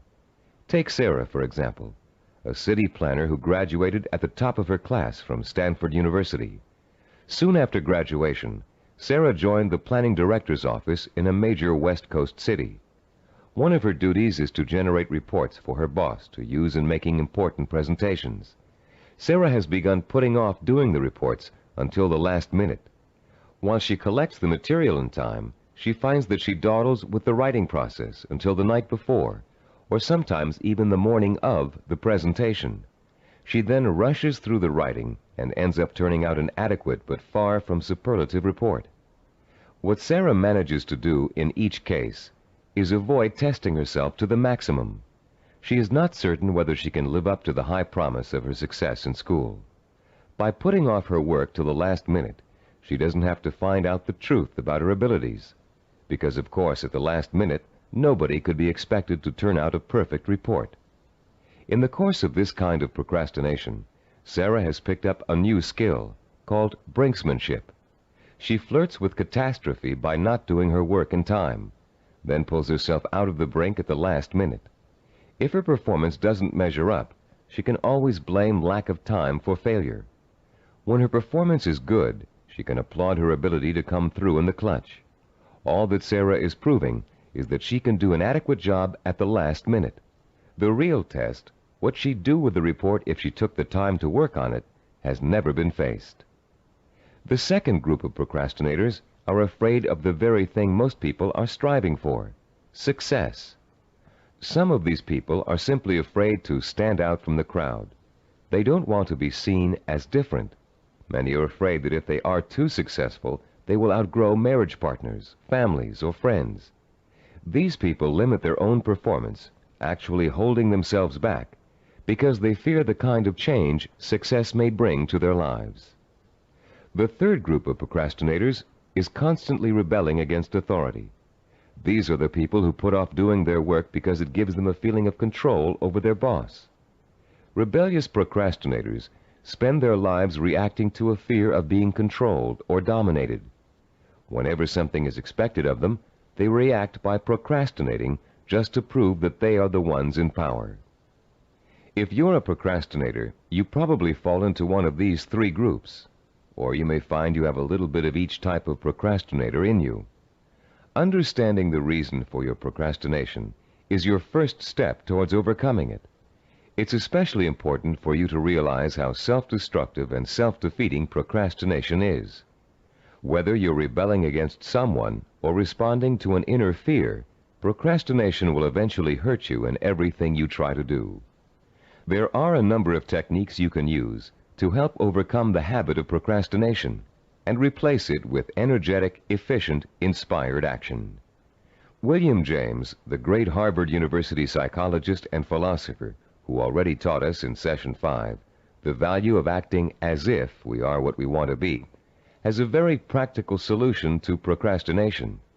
James suggests, do something every day for no other reason than you would rather not do it at all. Listen again. Do something every day for no other reason than you would rather not do it at all. What James is really telling you to do is to replace the habit of procrastination with the habit of action. As soon as you catch yourself thinking, well, I won't do that now, I'll do it later, you must immediately, Do whatever it is you're procrastinating about. Self-disciplined achievers also use two special time management techniques to overcome the tendency to procrastinate. The first is called Swiss cheesing. The second is called unscheduling. Swiss cheesing is another term for dividing a macro purpose into a series of micro tasks. The management consultant who invented the term conceived of it as a way of poking holes in a large task to make many smaller tasks. If you have a task that will take 2 hours, Swiss cheesing it creates 8 15-minute segments, or 4 30-minute segments, or however many smaller segments you need to get the task done. Breaking a macro purpose down into micro tasks makes it seem much less formidable. In fact, this one-step-at-a-time approach is the only way to achieve a major goal. Without losing sight of what you want to achieve, you should never go around thinking about the enormity of your major purpose. You must concentrate only on achieving one small step at a time. Unscheduling also helps you to overcome procrastination and get on with your project in the most efficient way possible. Sometimes you know you're going to need so much time to complete a task that you won't even start it. You rationalize that you'll never find the time to finish it anyway. But often people overestimate how much time it really will take them to do something, and they don't realize that by Swiss cheesing, they can find the time to do it in an otherwise busy schedule. Turn to page 45 of your study guide and look at Form 8.1. You'll see a chart with the days of the week listed along the top row, and the hours in a day listed vertically along the left side. There are 7 days listed and 16 hours per day. The chart presumes that you get up at 6 o'clock in the morning and retire at 10 p.m., but you can easily change the numbers to correspond to your own daily hours. It's often a shock to look at a chart like this and realize how many hours you actually have available to you in a one-week period. Of course, many of those hours are taken up with the necessities of everyday life. Your first task in this exercise is to fill in all those hours that are occupied with travel, meals, work, meetings, regular recreational activities, and other commitments. Only fill in the time that absolutely must be devoted to activity. If you regularly watch television or read magazines for 3 hours every night, that doesn't qualify as a life necessity unless it's part of your job to do so. When you've finished, look at the boxes you haven't filled in. These represent your free time, time you have full control over and can devote to your own micro projects. You may be amazed to find that you easily have 20 or 30 hours per week of free time to devote to your project. And if you include time that's spent commuting on a bus or train, the hours may add up to considerably more than that. Once you've ascertained when and where your free time occurs, you can begin allocating that time to your micro projects. When the hour arrives to start working, remember William James' advice and do it now. Work uninterruptedly during that time, taking scheduled breaks only as necessary. And don't allow yourself to get sidetracked. Working uninterruptedly means learning to say no when people try to take you away from your work. If a friend calls up and asks you to go bowling while you're working, you must learn to refuse. Make a date to go some other night, but complete your working hours in the time you've allotted to them. Let your family know that you're serious about completing your tasks. Schedule time to enjoy being with them, and let them know that when you're working, you are not to be interrupted. After successfully completing each work session, fill in the blank hours on your chart with a special colored pen or pencil. Choose a name for your project and fill in the blanks with that name. It will soon become extremely rewarding for you to look at the chart and see the red or green boxes begin to take up considerable space on the page. More rewarding, you'll begin to see real progress in your effort to complete your micro tasks.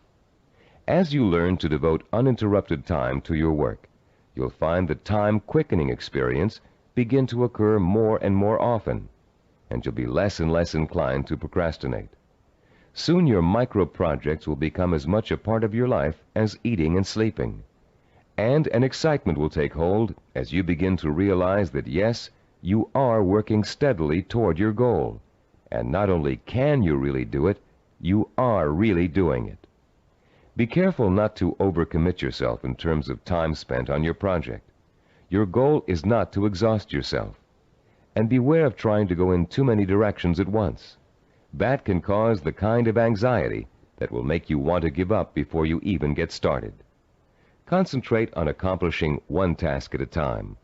That task will get done, and then you can start on the next, which will also get done, and so on. Keep in mind through all of this that your objective is not to punish yourself with work in every free hour you have during the week. Working towards a macro goal by accomplishing micro tasks should not be an unpleasant experience.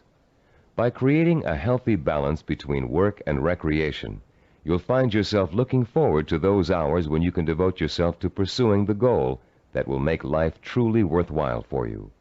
You'll reach a point where you wouldn't trade those hours for anything in the world. You've come a long way in this session. You've learned how to overcome the tendency to procrastinate, how to experience time quickening, and how to learn to value seasoning as inevitable in reaching any goal. We'd like to make one more suggestion to you before ending this session. Put up a sign at your desk, table, or other workspace. A sign in big, bold letters that you can see every time you look up. This sign should say, "Use time or lose time." Let it serve as a constant reminder that time marches on, whether you're working toward your goal or not.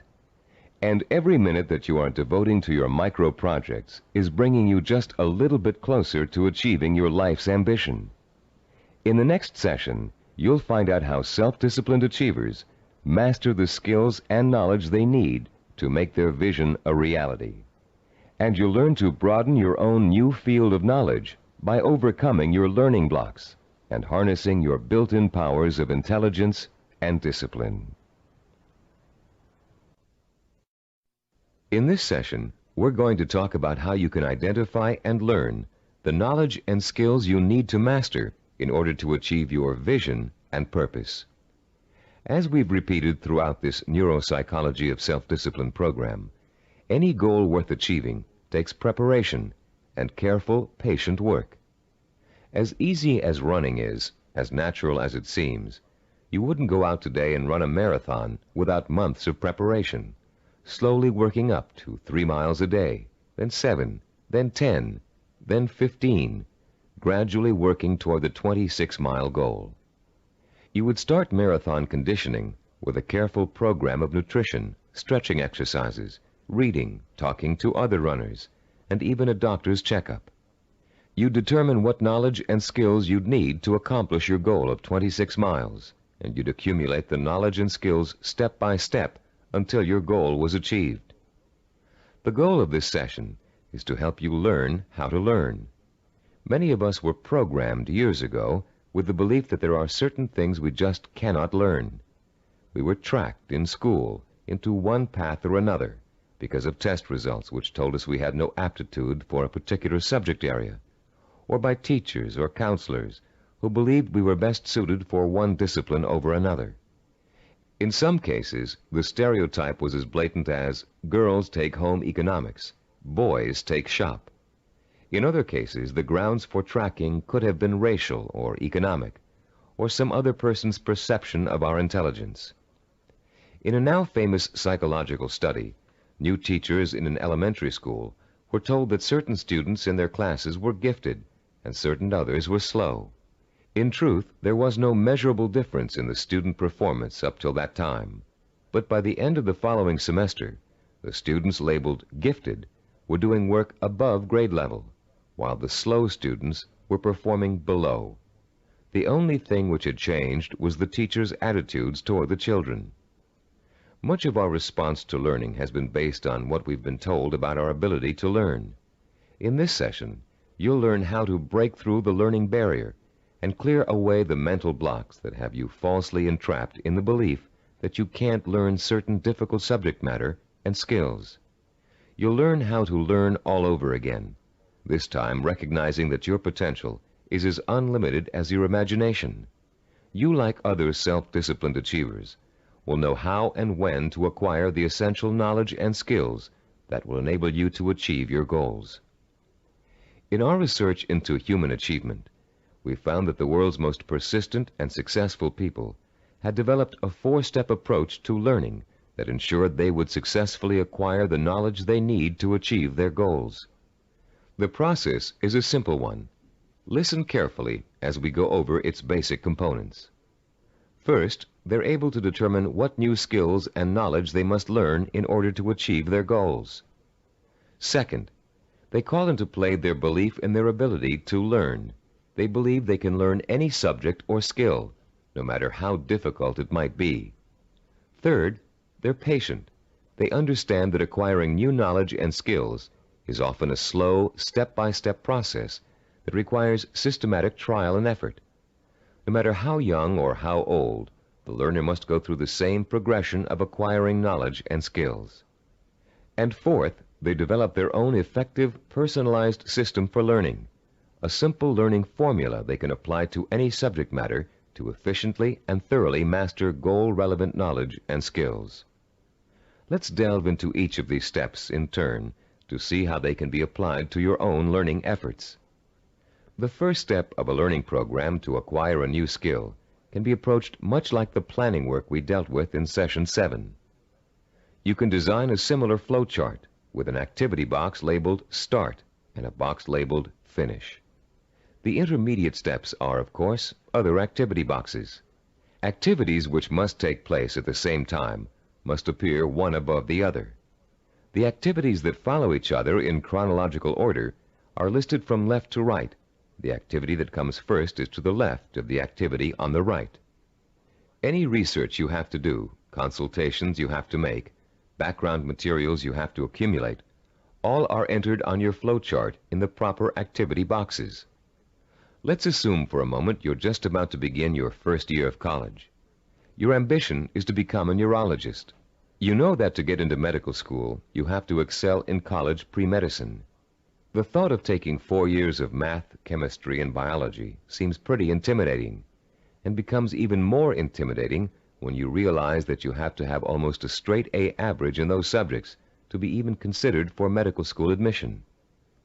The intimidation would quickly go away if you could develop a 4-year visual network plan that outlines specifically what you had to learn and in what order you would have to learn it, year by year. Then, upon viewing the completed network plan, look at it and develop the deep inner belief that you have it in yourself to master each of the subject matter areas. Let's work through a visual network plan for successfully completing college pre-med. Granted, most of you listening to this program won't want to become medical doctors, but this example is applicable to any situation in which new knowledge and skills must be learned. Turn to Diagram 9.1 on pages 48 and 49 of your study guide. I'll pause a few moments while you find Diagram 9.1.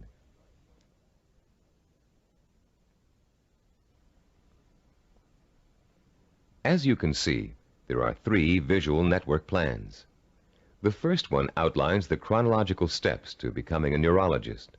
We call this a macro plan, with the objective of becoming a neurologist. Below that is the micro plan with the objective to graduate in pre-medicine in 4 years with a minimum 3.5 grade point average. The micro plan is broken down into 2 levels.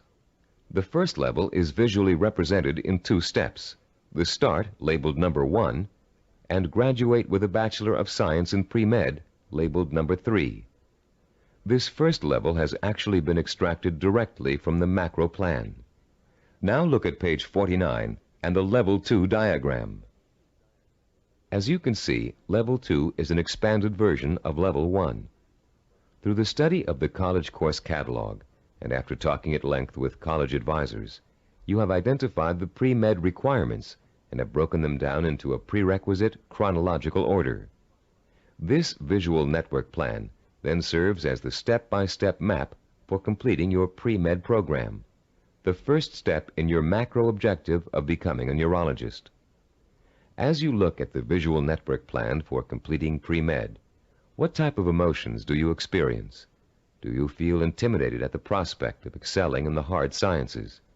Do you doubt your ability to learn such difficult subjects? and to learn them so well that you finish each course at the top of your class. If you feel intimidated and experience doubt, then you probably won't make it. If you look at the plan and feel deep down inside that with enough effort, study, and application, you can master each of the courses, then you'll probably succeed. The difference, you see, is really not in ability or intelligence. Rather, it is an attitude, your belief in yourself. The belief in yourself as someone who is capable of learning is 90% of the learning hurdle. The other 10% is single-minded application mixed with ability. The belief in yourself as someone who has the ability to learn is the second step involved in the self-disciplined achiever's pursuit of goal-related knowledge and skills. Much of your own belief in yourself as someone who is capable of learning complex material may have been educated right out of you in school for a variety of reasons, some of which we explored at the beginning of this session. One major reason for this belief is a vicious cycle people get caught up in early in their learning experience. Take math, for example. Many people have learning blocks when it comes to math. They feel that they just don't have the aptitude to learn complex mathematical concepts. And they can prove this lack of ability to you from their grades and success in math classes. What most of these people lack is not the aptitude for math, but the application of self-discipline. Math requires progressive learning. You have to master one concept before you can go on to the next.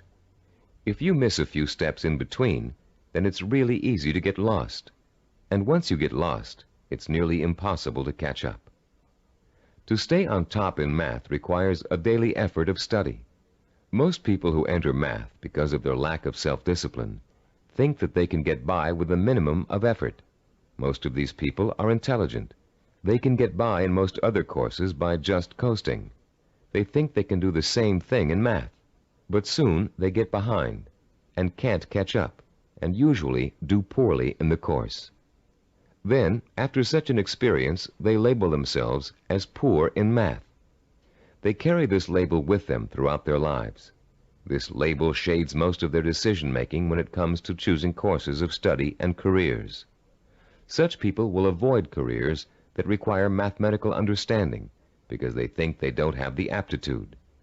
Actually, they probably had and have the aptitude, but not the attitude. Their life's potential was stunted by a false assumption.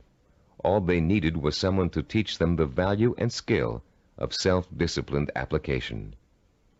Most of the people we studied in the creation of the Neuropsychology of Self-Discipline program were not extra intelligent, but they did have a firm belief in their ability to learn anything and everything. To them, 90% of their ability to learn was their belief in their ability to learn. If you examine your own positive role models, you'll probably discover that few of them test out at genius level on intelligence tests.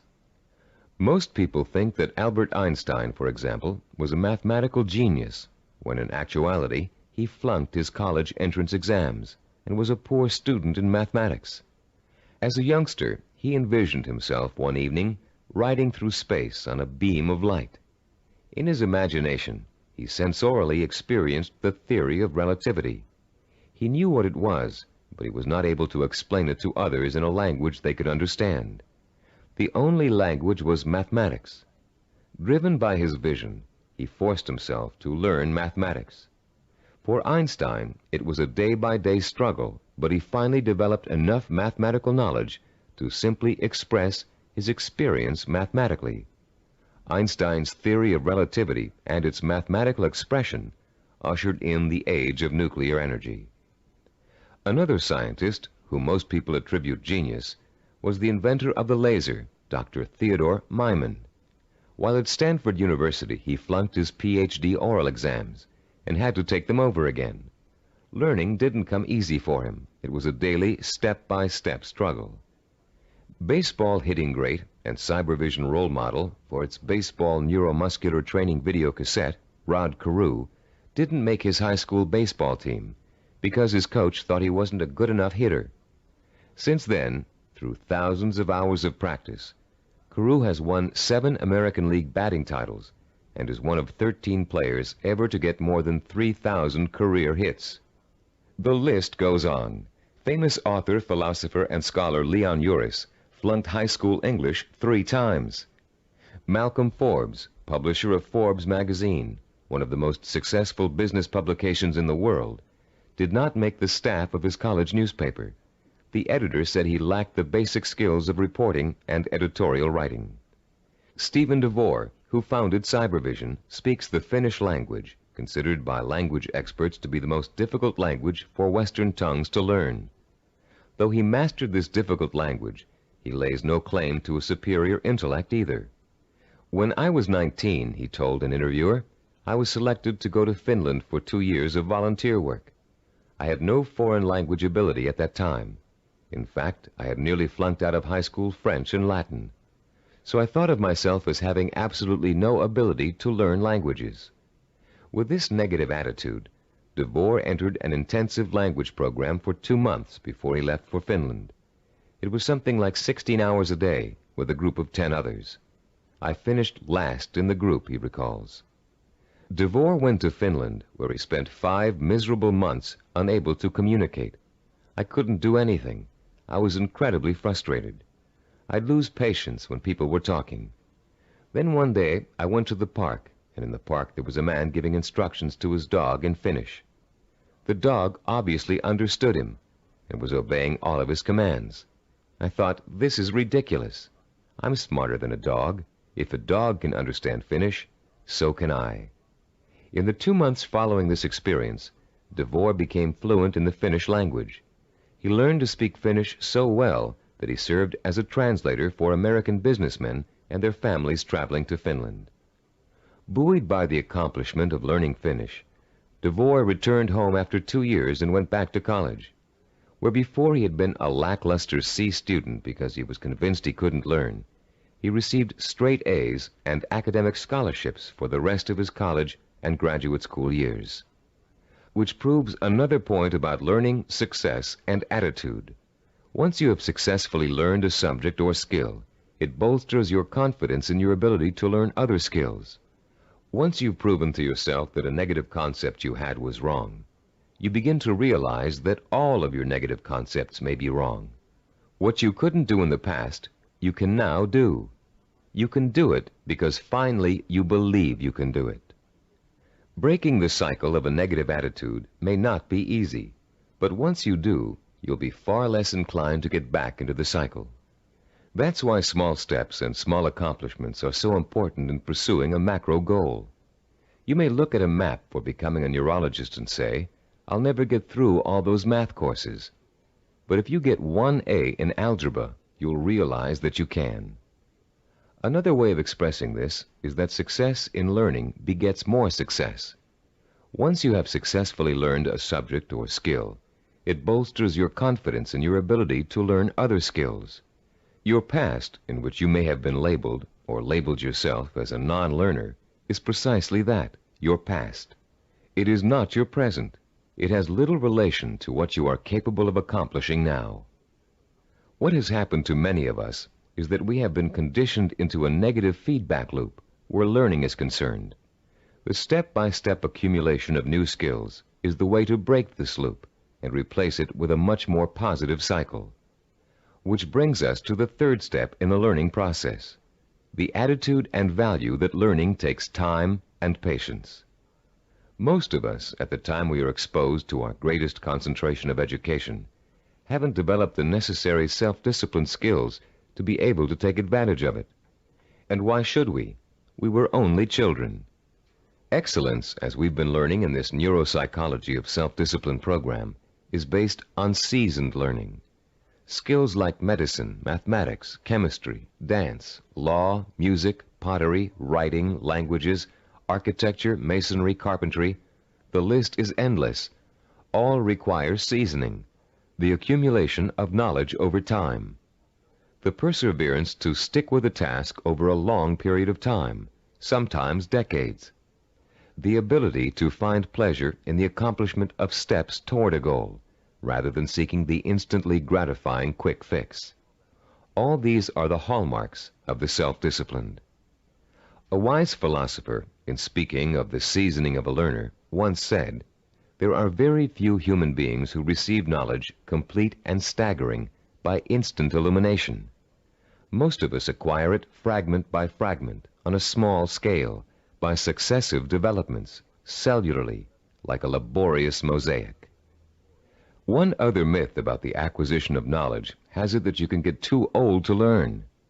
This bit of fallacious thinking has been handed down in the aphorism that you can't teach old dogs new tricks. It's worth laying to rest. A classic incident from the life of the great poet Longfellow illustrates the relationship between age and learning. Told by Howard R. Driggs, the story goes, it happened that, while the poet, at over 80 years of age, was still teaching at Harvard, one of his appreciative students asked him, "How do you keep so perennially young, Professor Longfellow? We never get tired of your classes. You always have something new and interesting to give." "I've never had that question put to me before," returned the poet. Then, looking out of the window, he said, "You see those 2 apple trees in the yard? Do you observe any difference between the blossoms on the older tree and those on the younger one?" "No," replied the student. "They look just alike to me." "How do you account for the fact that the old apple tree flowers out as beautifully as does the young one?" persisted the teacher. "Let me tell you the secret. That old tree managed last year to grow enough wood to put forth its new blossoms. Blossoms, you know, always come on the new wood." "Oh, I see," said the young man. "To keep young, one must keep growing." "Yes," came the quiet response. Einstein, in his later years, was asked the secret of his ability to learn. His reply also illustrates the point and importance of lifelong learning. Einstein said, "The more I learn, the more I realize I don't know. The more I realize I don't know, the more I want to learn." Age should be no barrier to the acquisition of new knowledge and skills. If you have the self-discipline to see your efforts through, you can learn anything at any age. Let's now discuss the 4th step in the learning process, a set of tried and proven principles that work together as a system to make learning easy. If you'll turn this cassette over now, we'll introduce you to a very simple yet powerful system to learn effectively at any age, whatever the subject area. A recent movie called Educating Rita beautifully illustrates the points we're going to discuss in the remainder of this session. This film is about a working-class Englishwoman who has a dream about becoming educated. The film tells the story of a personal odyssey as she pursues her vision, her dream, in the face of incredible obstacles. She faces at one point or another during the story conflicts with work, with transportation, with her parents, with schedules, with her mentor's desire and ability to teach, with the disdain of other more educated students, and with a husband who wants her to stay home and make babies, not thesis. Through it all, she perseveres, driven by the dream of herself as an educated woman, a woman who can discuss important issues, who can commune with the great thinkers and writers who make up such a rich part of her English heritage. She burns with the fire of her vision, a vision rich in dignity and strength. It's a vision she can hear, smell, taste, touch, and see. The actress, Julie Waters, expresses her character's struggle to change, to improve, to better herself, with such credibility that you can see the woman, Rita, change before your very eyes. There was nothing abstract about Rita's quest for education. Each book she read, each class she took, each time she met with her advisor or participated in a class discussion, was a visible step toward the completion of her goal. It was extraordinarily obvious how closely her vision and her process of learning were interconnected. Sometimes that connection is less obvious. So that's what the remainder of this session will speak to: how to recognize the connection between learning and the successful achievement of your goals. Learning is not simply the rote memorization of useless facts, or even useful facts. Of course, we're all aware that in 1492, Columbus sailed the ocean blue. But what does that have to do with our vision? The same lack of relationship to vision is often true with our attempts to understand abstract principles, as in mathematics, chemistry, or physics. They are very difficult to learn and use if we cannot see the direct applications to our everyday lives, to the pursuit of our purpose and vision. We ask ourselves, how is this going to help me in achieving my vision? Cybervision founder Steve DeVore recalls signing up for a course in statistics when he was attending graduate school. He hadn't taken the prerequisite higher math courses, but had gotten permission from the instructor to take the course anyway. DeVore's instructor, however, issued a dire warning at the beginning. Without those prerequisite courses, DeVore stood a good chance of failing. But forewarned is forearmed, and DeVore found a way to overcome his lack of preparation. The first week of class, he found himself swamped with mathematical concepts that were abstract and confusing. The only way I could make sense out of what was going on, he says, was to take each abstract principle and make it concrete. Instead of talking about X's, Y's, and Z's, I made them into apples and oranges, and I ended up with the second highest grade in the class. I find this concreteness also ties into vision, DeVore continues. Whenever you have to learn something that seems beyond your grasp, remember your vision and why you have to learn it. Then it will seem real and vital, and you'll have an easier time dealing with it. Whatever you have to learn, no matter how abstract or detailed the information, if it's necessary for your vision, then you can embody that information with your vision. Then it becomes something real and vital. You can put a handle on it. You have a reference for it. You've been learning the importance of vision all throughout this program. The sensory-rich, detailed kind of vision you created in Session 6 and are continuing to create on a daily basis. Making those visions concrete, you'll recall, sometimes even involved putting clippings or photographs of a desired goal upon the wall. This kind of work to strengthen vision is also at the heart of learning. As I promised earlier, I'm about to introduce you to a powerfully effective, easy-to-learn method of learning that will carry you through the rest of your life. This four-part learning system is the application of certain principles that reveal themselves in the course of our research with self-disciplined achievers. Learning and applying these principles will enable you to approach any subject matter with confidence and thoroughly learn the material no matter how difficult it might be. We call this system mega learning. We use the word mega to connote power.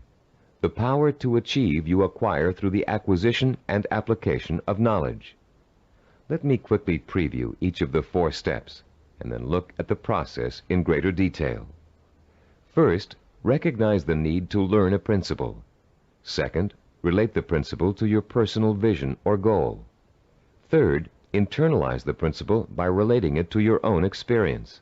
And fourth, apply the principle in action. Let's examine each of these 4 steps in turn. First, recognize your need to learn new information and skills. You cannot reach your goal without getting an education first. This doesn't necessarily mean attending school. It means identifying the key skills and competencies that you must master if you are successfully going to reach your goal. Ask yourself, will I achieve my goal without this knowledge or skill? If your answer is no, then you have a strong motivation for learning. Your learning is now crucial, for without it, your road to achievement is blocked. Learning is a lot easier if you have a specific reason to learn. Once you recognize that you have a need to learn, you've taken the first step toward achieving your goal. Step 2 is simply asking yourself, how can I use this? How will it help me fulfill my vision? Imagine yourself achieving your goal and using the new knowledge and skills you are about to learn. See how each skill and bit of knowledge applies directly to your future success, no matter how unrelated or trivial it might seem to be in the beginning. This process is akin to putting a jigsaw puzzle together. You have a picture of what you want to achieve on the jigsaw box. Inside the box are hundreds of related but unrelated pieces of the puzzle. You put 2 pieces together. You pick up a 3rd piece. You toy with it, mentally turning it over, looking at its edges, its contours, its unique characteristics, looking at the ways it might fit into the whole picture. Then comes the aha moment. You see exactly where the new piece of puzzle fits, how the contours of the piece are shaped to fit the pieces already in place. And as you place the piece in the puzzle, you get an idea of what the larger picture will look like. Perhaps you refer back to the picture on the jigsaw box, which is analogous to the mental picture you have of the goal for which you're striving. The very act of studying the information and putting it in its proper place helps you bring the picture on the box to life. The third step in our learning process is internalizing the principle by relating it to your own experience. If you're learning about electrical waveforms and frequency, for example, think about the times you've thrown a pebble into a pond and seen ripples form on the water. The bigger the pebble and the harder you threw it, the bigger and faster the waves would be. In Newtonian physics, you can easily understand the law that states, for every action there is an equal and opposite reaction, by remembering how you stand up from a sitting position. Do you just shoot straight up, or do you have to first push your weight down on the chair to stand up? In order to stand up, you have to first push down. That's Newton's law in action. Every time you find an example from your own experience to illustrate a bit of knowledge you're trying to learn, you'll reinforce your understanding of that knowledge. And you'll remember it because it's anchored to something very personal. Every time you think of Newton's law, you'll picture yourself pushing off a chair to stand up. It works for just about any abstract theory you can think of. The fourth critical step in learning is the actual application of the principle you're trying to grasp. Throw pebbles in a pond and watch the action when you're learning waveform theory. Sit down and stand up over and over again until Newton's law is firmly planted in your mind. If you're studying a new language, use the new vocabulary you learn every single day. As you walk down the street or through your living room, try naming every object you see in your new language. Using these 4 steps to learning will make the experience easier, less frightening, and more fun. You'll make mistakes just as everybody does, but persistent application of the mega-learning system will pay off in greater understanding, greater memory retention, and a better education overall in whatever it is you're trying to learn. The 4 steps to enhance learning we've outlined here are similar to and related to the 4 stages which make up the process of creativity. Our definition of creativity is taking the knowledge and skills you learn and applying it to the realization of your purpose, vision, and goals. To be creative, you have to be armed with knowledge and skills tempered by experience. The first stage in the creative process is preparation. Creative problem solvers consciously collect all the information they can, gathering tools which will help them solve a problem or get a job done. During this stage, if there's a problem to be solved, the person might be perplexed, but at the same time excited about the possibility of coming up with a solution. Stage 2 is called incubation. Once the research has been done and the necessary information has been collected, the creative person often releases the problem and turns to something else, including rest, relaxation, or physical activity related to the problem. During this stage, the knowledge begins to reform itself below the level of consciousness, shifting and realigning until it becomes a whole. During this stage, tantalizing flashes of insights and glimpses of parts of the final solution may emerge. Stage 3 is called illumination. This is the moment of discovery. It is the point in time where all you have learned and experienced has been distilled in your mind. The solution or inspiration springs forth almost miraculously. Miraculously, if you don't recognize how much preparation and groundwork you've already laid in stage 1. Often this stage is accompanied by an overwhelming feeling of certainty that says, yes, this is the piece of art I want to create. Or yes, this is the product idea I want to explore. Stage 4 is called verification or revision. This stage takes place again on a conscious level. The details of an experimental process, if you are a scientist, must be worked out. If you're an artist, you must decide whether this picture will be painted in watercolor or oil. This stage involves visible work and rational thinking. It involves drawing from your base of knowledge and fundamental skills to make your work conform to the vision of your creative insight. As you can tell, the knowledge and skills you acquire are the tools for the creative process. The parallels to the simple approach to learning we've outlined here, and the process of creativity, should also help put to rest the misconception that self-disciplined people are not creative. That discipline involves being married to lists and systems to the exclusion of freedom and creativity. On the contrary, creativity is the byproduct of a disciplined, well-informed mind. A mind that is using its storehouse of knowledge to solve problems and achieve goals. The more you learn, the more creative you can become.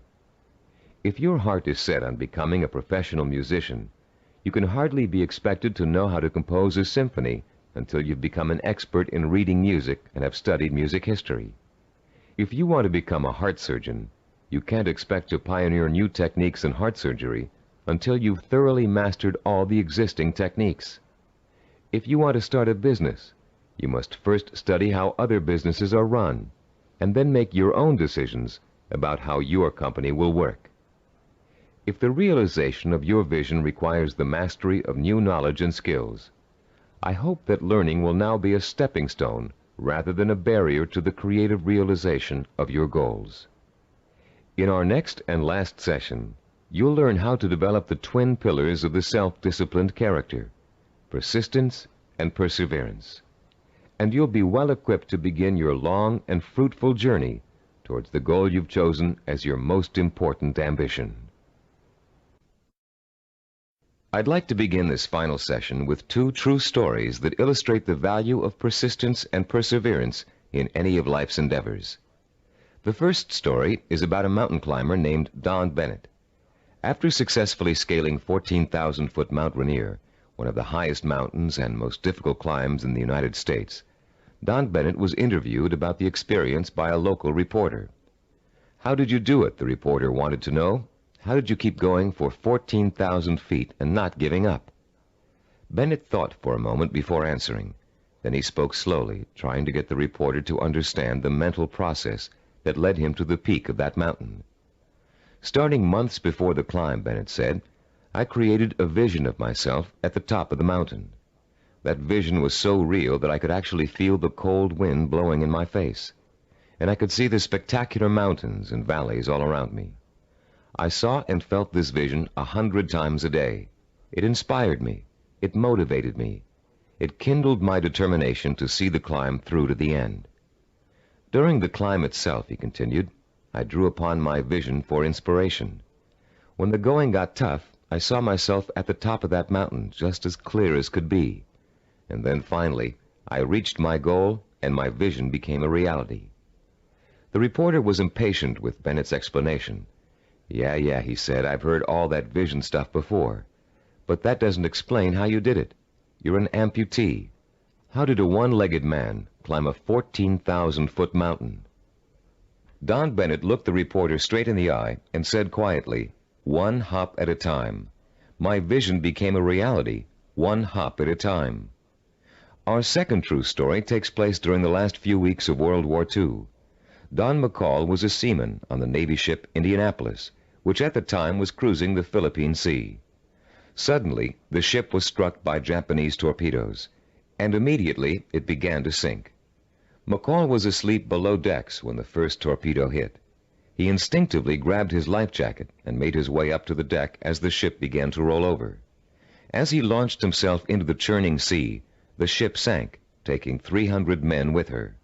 Another 900 or so had been pitched into the water. "I made up my mind that I was in big trouble," McCall told an interviewer, "and I also made up my mind that I would do whatever I had to do, no matter how painful, to survive." The first thing McCall did was to move away from the other survivors and float alone. He knew about the dangers of mass panic, especially if there was a shark attack, and he knew he'd stand a better chance if he stayed away from the other men. McCall also protected himself from exposure in the blistering sun by keeping a life jacket over his head. He kept a hose on his person so he could retreat underwater in case of a Japanese attack. And most important, he kept in mind the lesson he had learned about the danger of drinking seawater, no matter how thirsty he got. For days, McCall watched men succumbing to mass panic and hallucination. He watched them being torn apart by sharks, while he escaped attack by remaining perfectly still. He watched them drinking seawater and dying of dehydration, while he swallowed his own desire to drink. He watched them dying all around him, while he remained alive. 4 days later, a Navy patrol boat plucked an exhausted 90-pound McCall out of the sea. He had survived 4 days without food or drink in the blistering sun, in shark-infested waters. An incredible feat, and he had proved the power of self-discipline even in holding death at bay. Like mountain climber Don Bennett, McCall never lost sight of his vision, staying alive.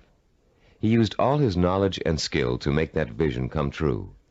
He resisted drinking seawater to get immediate gratification of his thirst, which would have killed him. And he found creative solutions to the problems of exposure to the sun and Japanese attack. Both Bennett and McCall used self-discipline to endure terrible physical hardship and achieve seemingly unachievable goals. Your own goal may not seem as urgent as theirs, but the principle of achieving it remains the same. Through vision, commitment, patience, and creative application of knowledge and skill, you can see your goal through to the end. But the ultimate key to your success is what this session is all about: persistence and perseverance. In this session, you're going to learn what persistence and perseverance are really all about. You'll be taught how to develop both of these critical qualities through the application of 5 simple principles. You'll find out how to turn problems and setbacks, even agonizing situations, into positive learning experiences that will actually bring you closer to the realization of your goal. And you'll understand the value of never giving up, no matter how tough the journey gets or how endless it seems. First, let's define the words persistence and perseverance. Is there a difference between the two? Yes, a subtle one. Persistence means never giving up. Perseverance means persisting in spite of hardships, opposition, and setbacks. Mountain climber Bennett and Navy seaman McCall displayed both persistence and perseverance in their heroic efforts to reach their goals. Bennett had to use his one leg to hop at least 30,000 times to get up to the top of Mount Rainier. McCall had to stay calm and follow a life-saving plan while spending 4 days in shark-infested waters without any food or drink.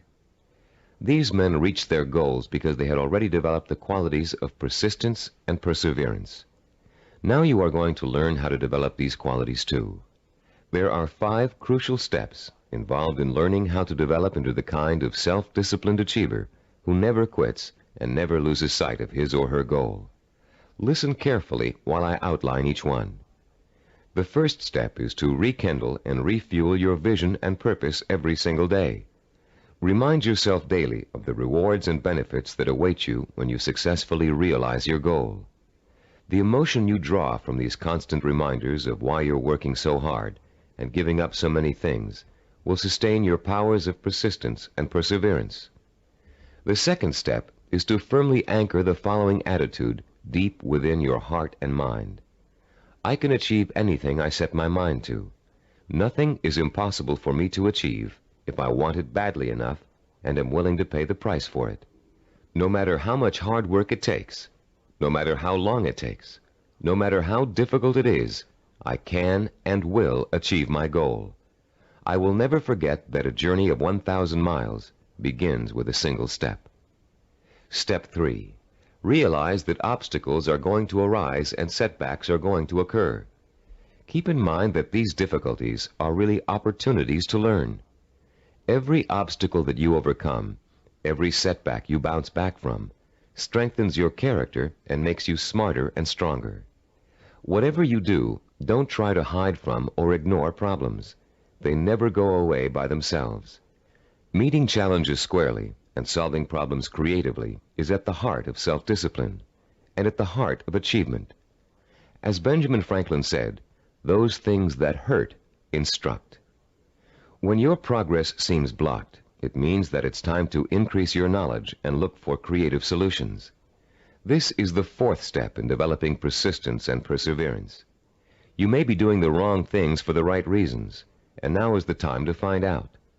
Start experimenting with taking different paths to your destination. But whatever you do, don't quit.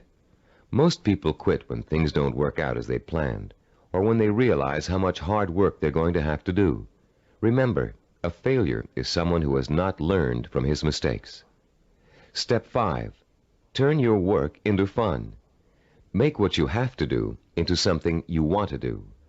Working towards a lifelong goal shouldn't feel like a sacrifice, because that goal is what you want more than anything in the world. If you follow these 5 steps faithfully, your long road to success will turn into an exciting journey of knowledge, discovery, challenge, and reward. And for as long as you feel you're making progress, even hard work and minor interferences won't shake you from your purpose. The real problem arises when a major setback occurs, especially if it's unforeseen. A seemingly insurmountable obstacle is often enough to make even the most determined achiever decide that the fight simply isn't worth it. Setbacks make people give up just at the point when they should not. How can you deal successfully with setbacks? How can you learn not to feel like a failure when it suddenly seems that all of your hard work may have been for nothing? There are 5 ways you can turn every setback you encounter into a learning experience, one that will leave you stronger and wiser and more determined than ever to keep working toward your goal.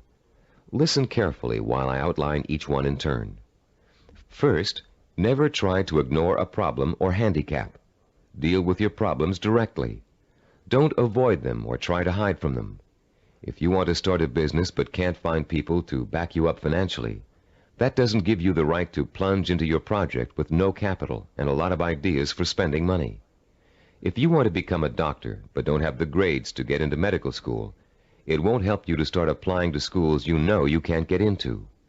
When you have a problem, study it from all angles and try to determine the best way to proceed. Which brings us to our second point. Don't blame other people for your setbacks, and don't chalk it up to bad luck. You make your own luck in this life, and you have to solve your own problems. Learn to tackle them head-on, being as realistic as possible and as level-headed as possible. Mentors can often provide a great deal of help in a bad situation. Try acting as if you are your own mentor. What would he or she do in your situation? Or what has he or she already done to overcome an obstacle similar to yours? Third, continually strive to strengthen your qualities of self-discipline. Setbacks often occur because of weaknesses in certain areas. Try to turn those weaknesses into strengths. Be your own severest critic, but not your own worst enemy. Don't tell yourself, I failed. Tell yourself, I slipped, but I'm going to pick myself up and go on. Fourth, in almost every setback, there's a seed of opportunity, a silver lining, if you will. Find it and use it. You may find yourself taking a slightly different path to achieving your goal than you first imagined, but you'll get there just the same. Take the new path and see where it leads you. Following this philosophy helps take the emotional sting out of setbacks and is a good antidote for discouragement, and it's a healthier way to react to a bad situation than deciding to give up.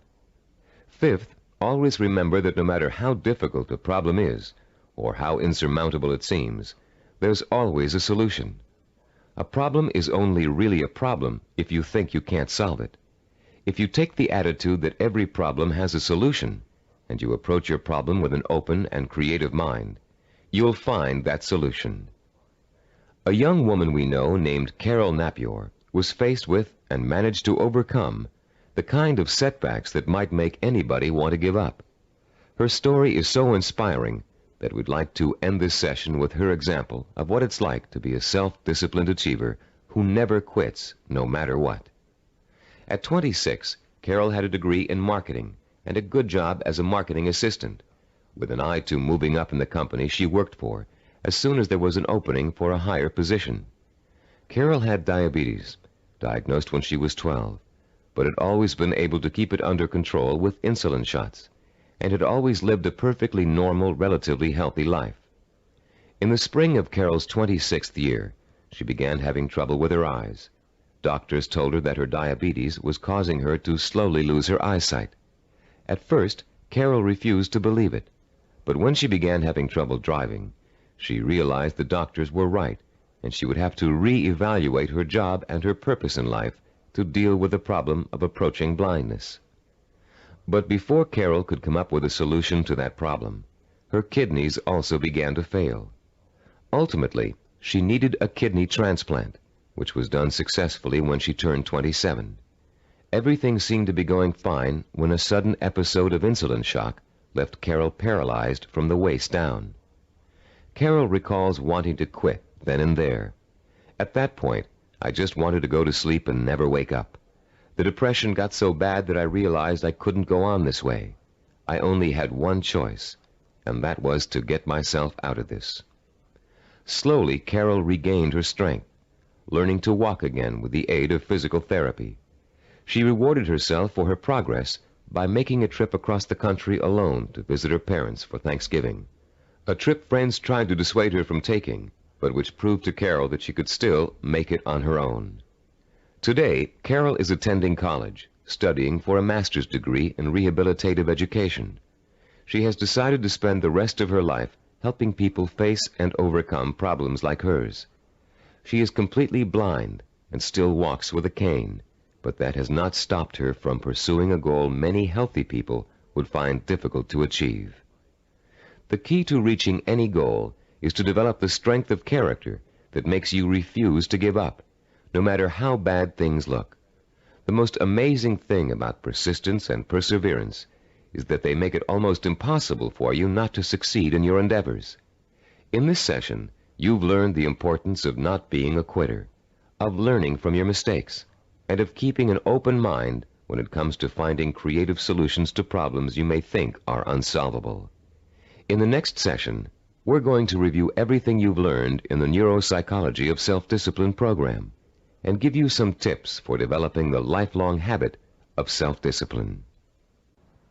We're now coming to the end of the Neuropsychology of Self-Discipline, and now is a good time to reflect on what you've learned and how far you've come. It's also a good time to start thinking about how you're going to maintain and develop your self-disciplined character for the rest of your life, because the process of becoming an achiever never really ends. In the years to come, you'll find yourself learning from trial and error, from accomplishments, from setbacks, from disappointments, from rewards, from the feeling of satisfaction you get when a job has been well done. The more you achieve, the more you'll learn one of the greatest secrets of achievement. Success breeds success. Every small step you take on the road to your goal will make it easier to take the next step. And once you've achieved your goal, you'll probably find that there's another goal you want to achieve. Along the way, you'll delight in the process of watching yourself in action, making corrections in your methods and strategies as you strive toward your ultimate goal and the hundreds of smaller goals you will successfully reach on the way. Let's talk about the milestones you've already passed. In Session 1, which you listened to some time ago, you uncovered the master key to your highest potential, self-discipline. We defined self-discipline as the ability to work systematically and progressively toward a goal, to become positively obsessed with that goal, and to let that obsession lead you to accomplishment. We talked about the problems caused by lack of self-discipline. We learned about the waste of potential, the drifting from job to job, from relationship to relationship, of the person who has no real sense of purpose and an undisciplined approach to life in general. We also talked about the problems of wanting immediate gratification and how that always leads to failure because it means refusing to pay for success with hard work.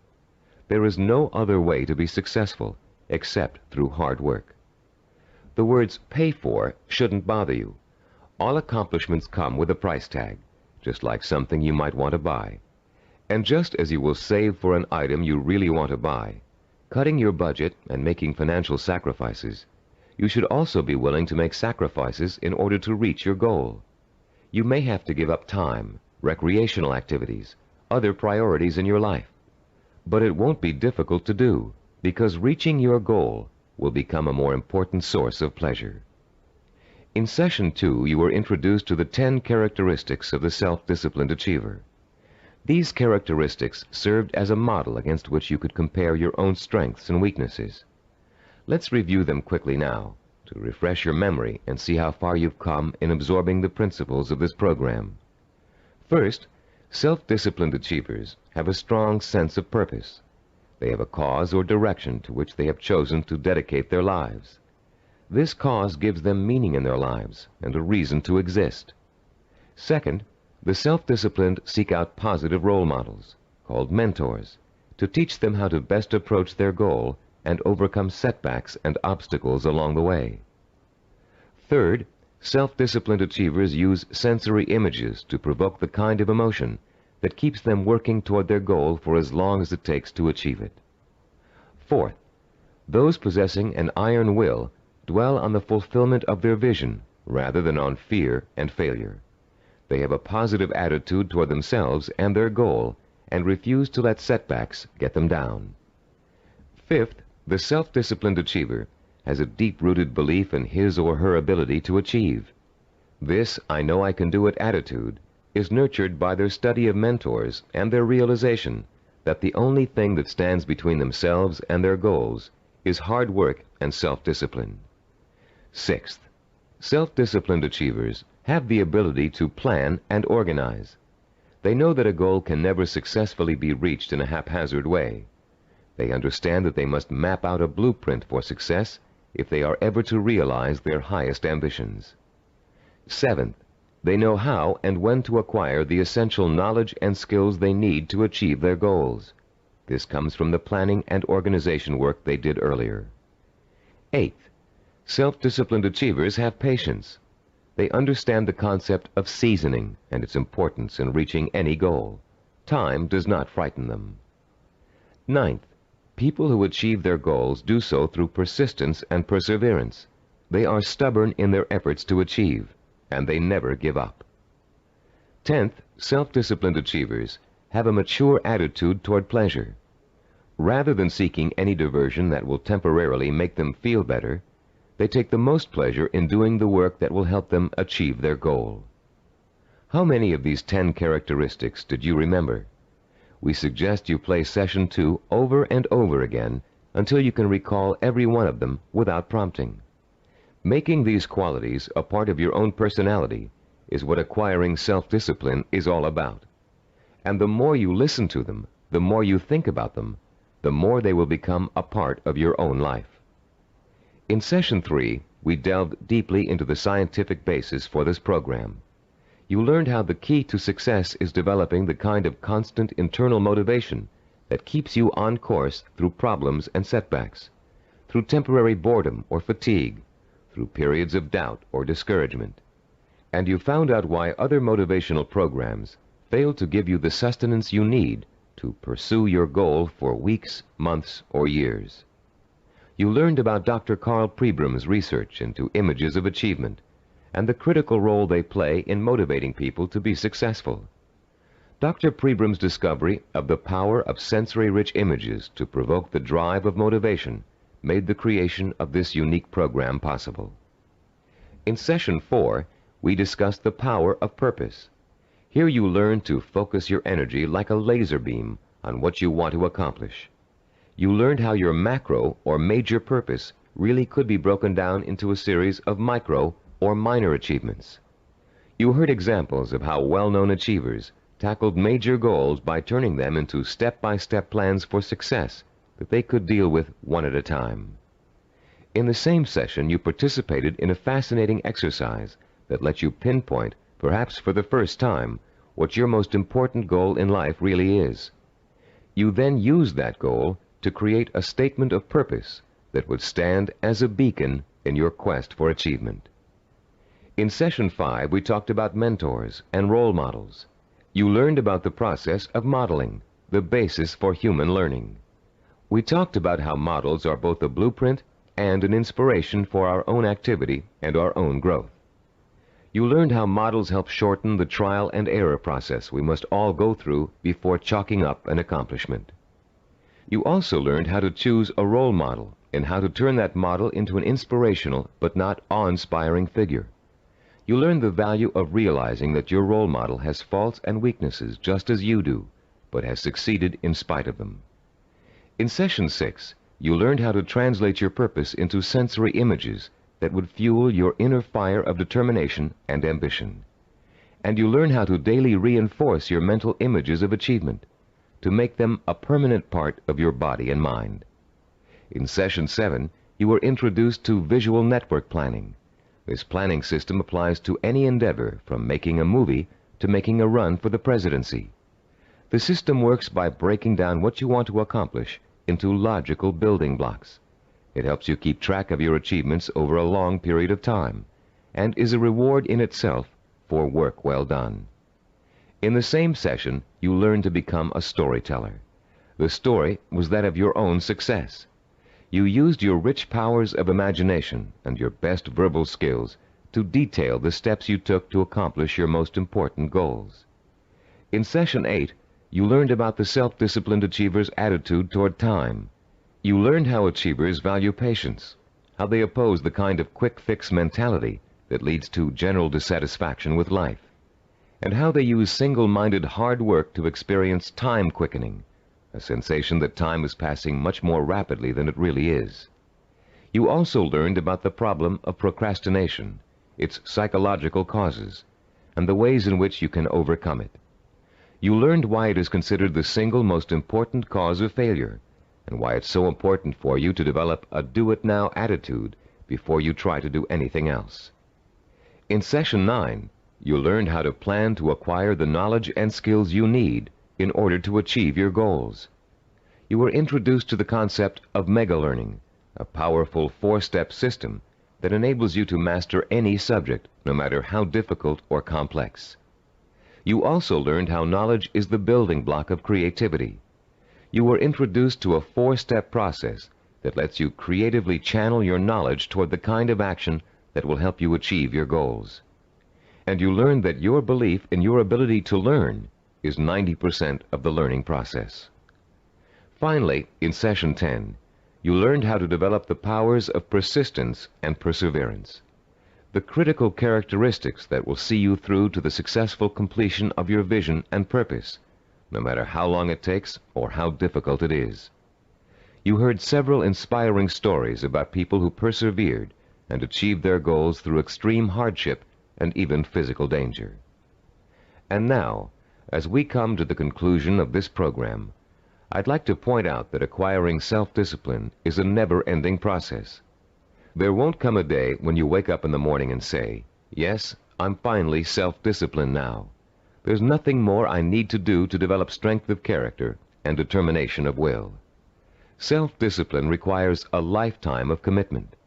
This doesn't mean you won't develop the habits of self-discipline in a relatively short period of time.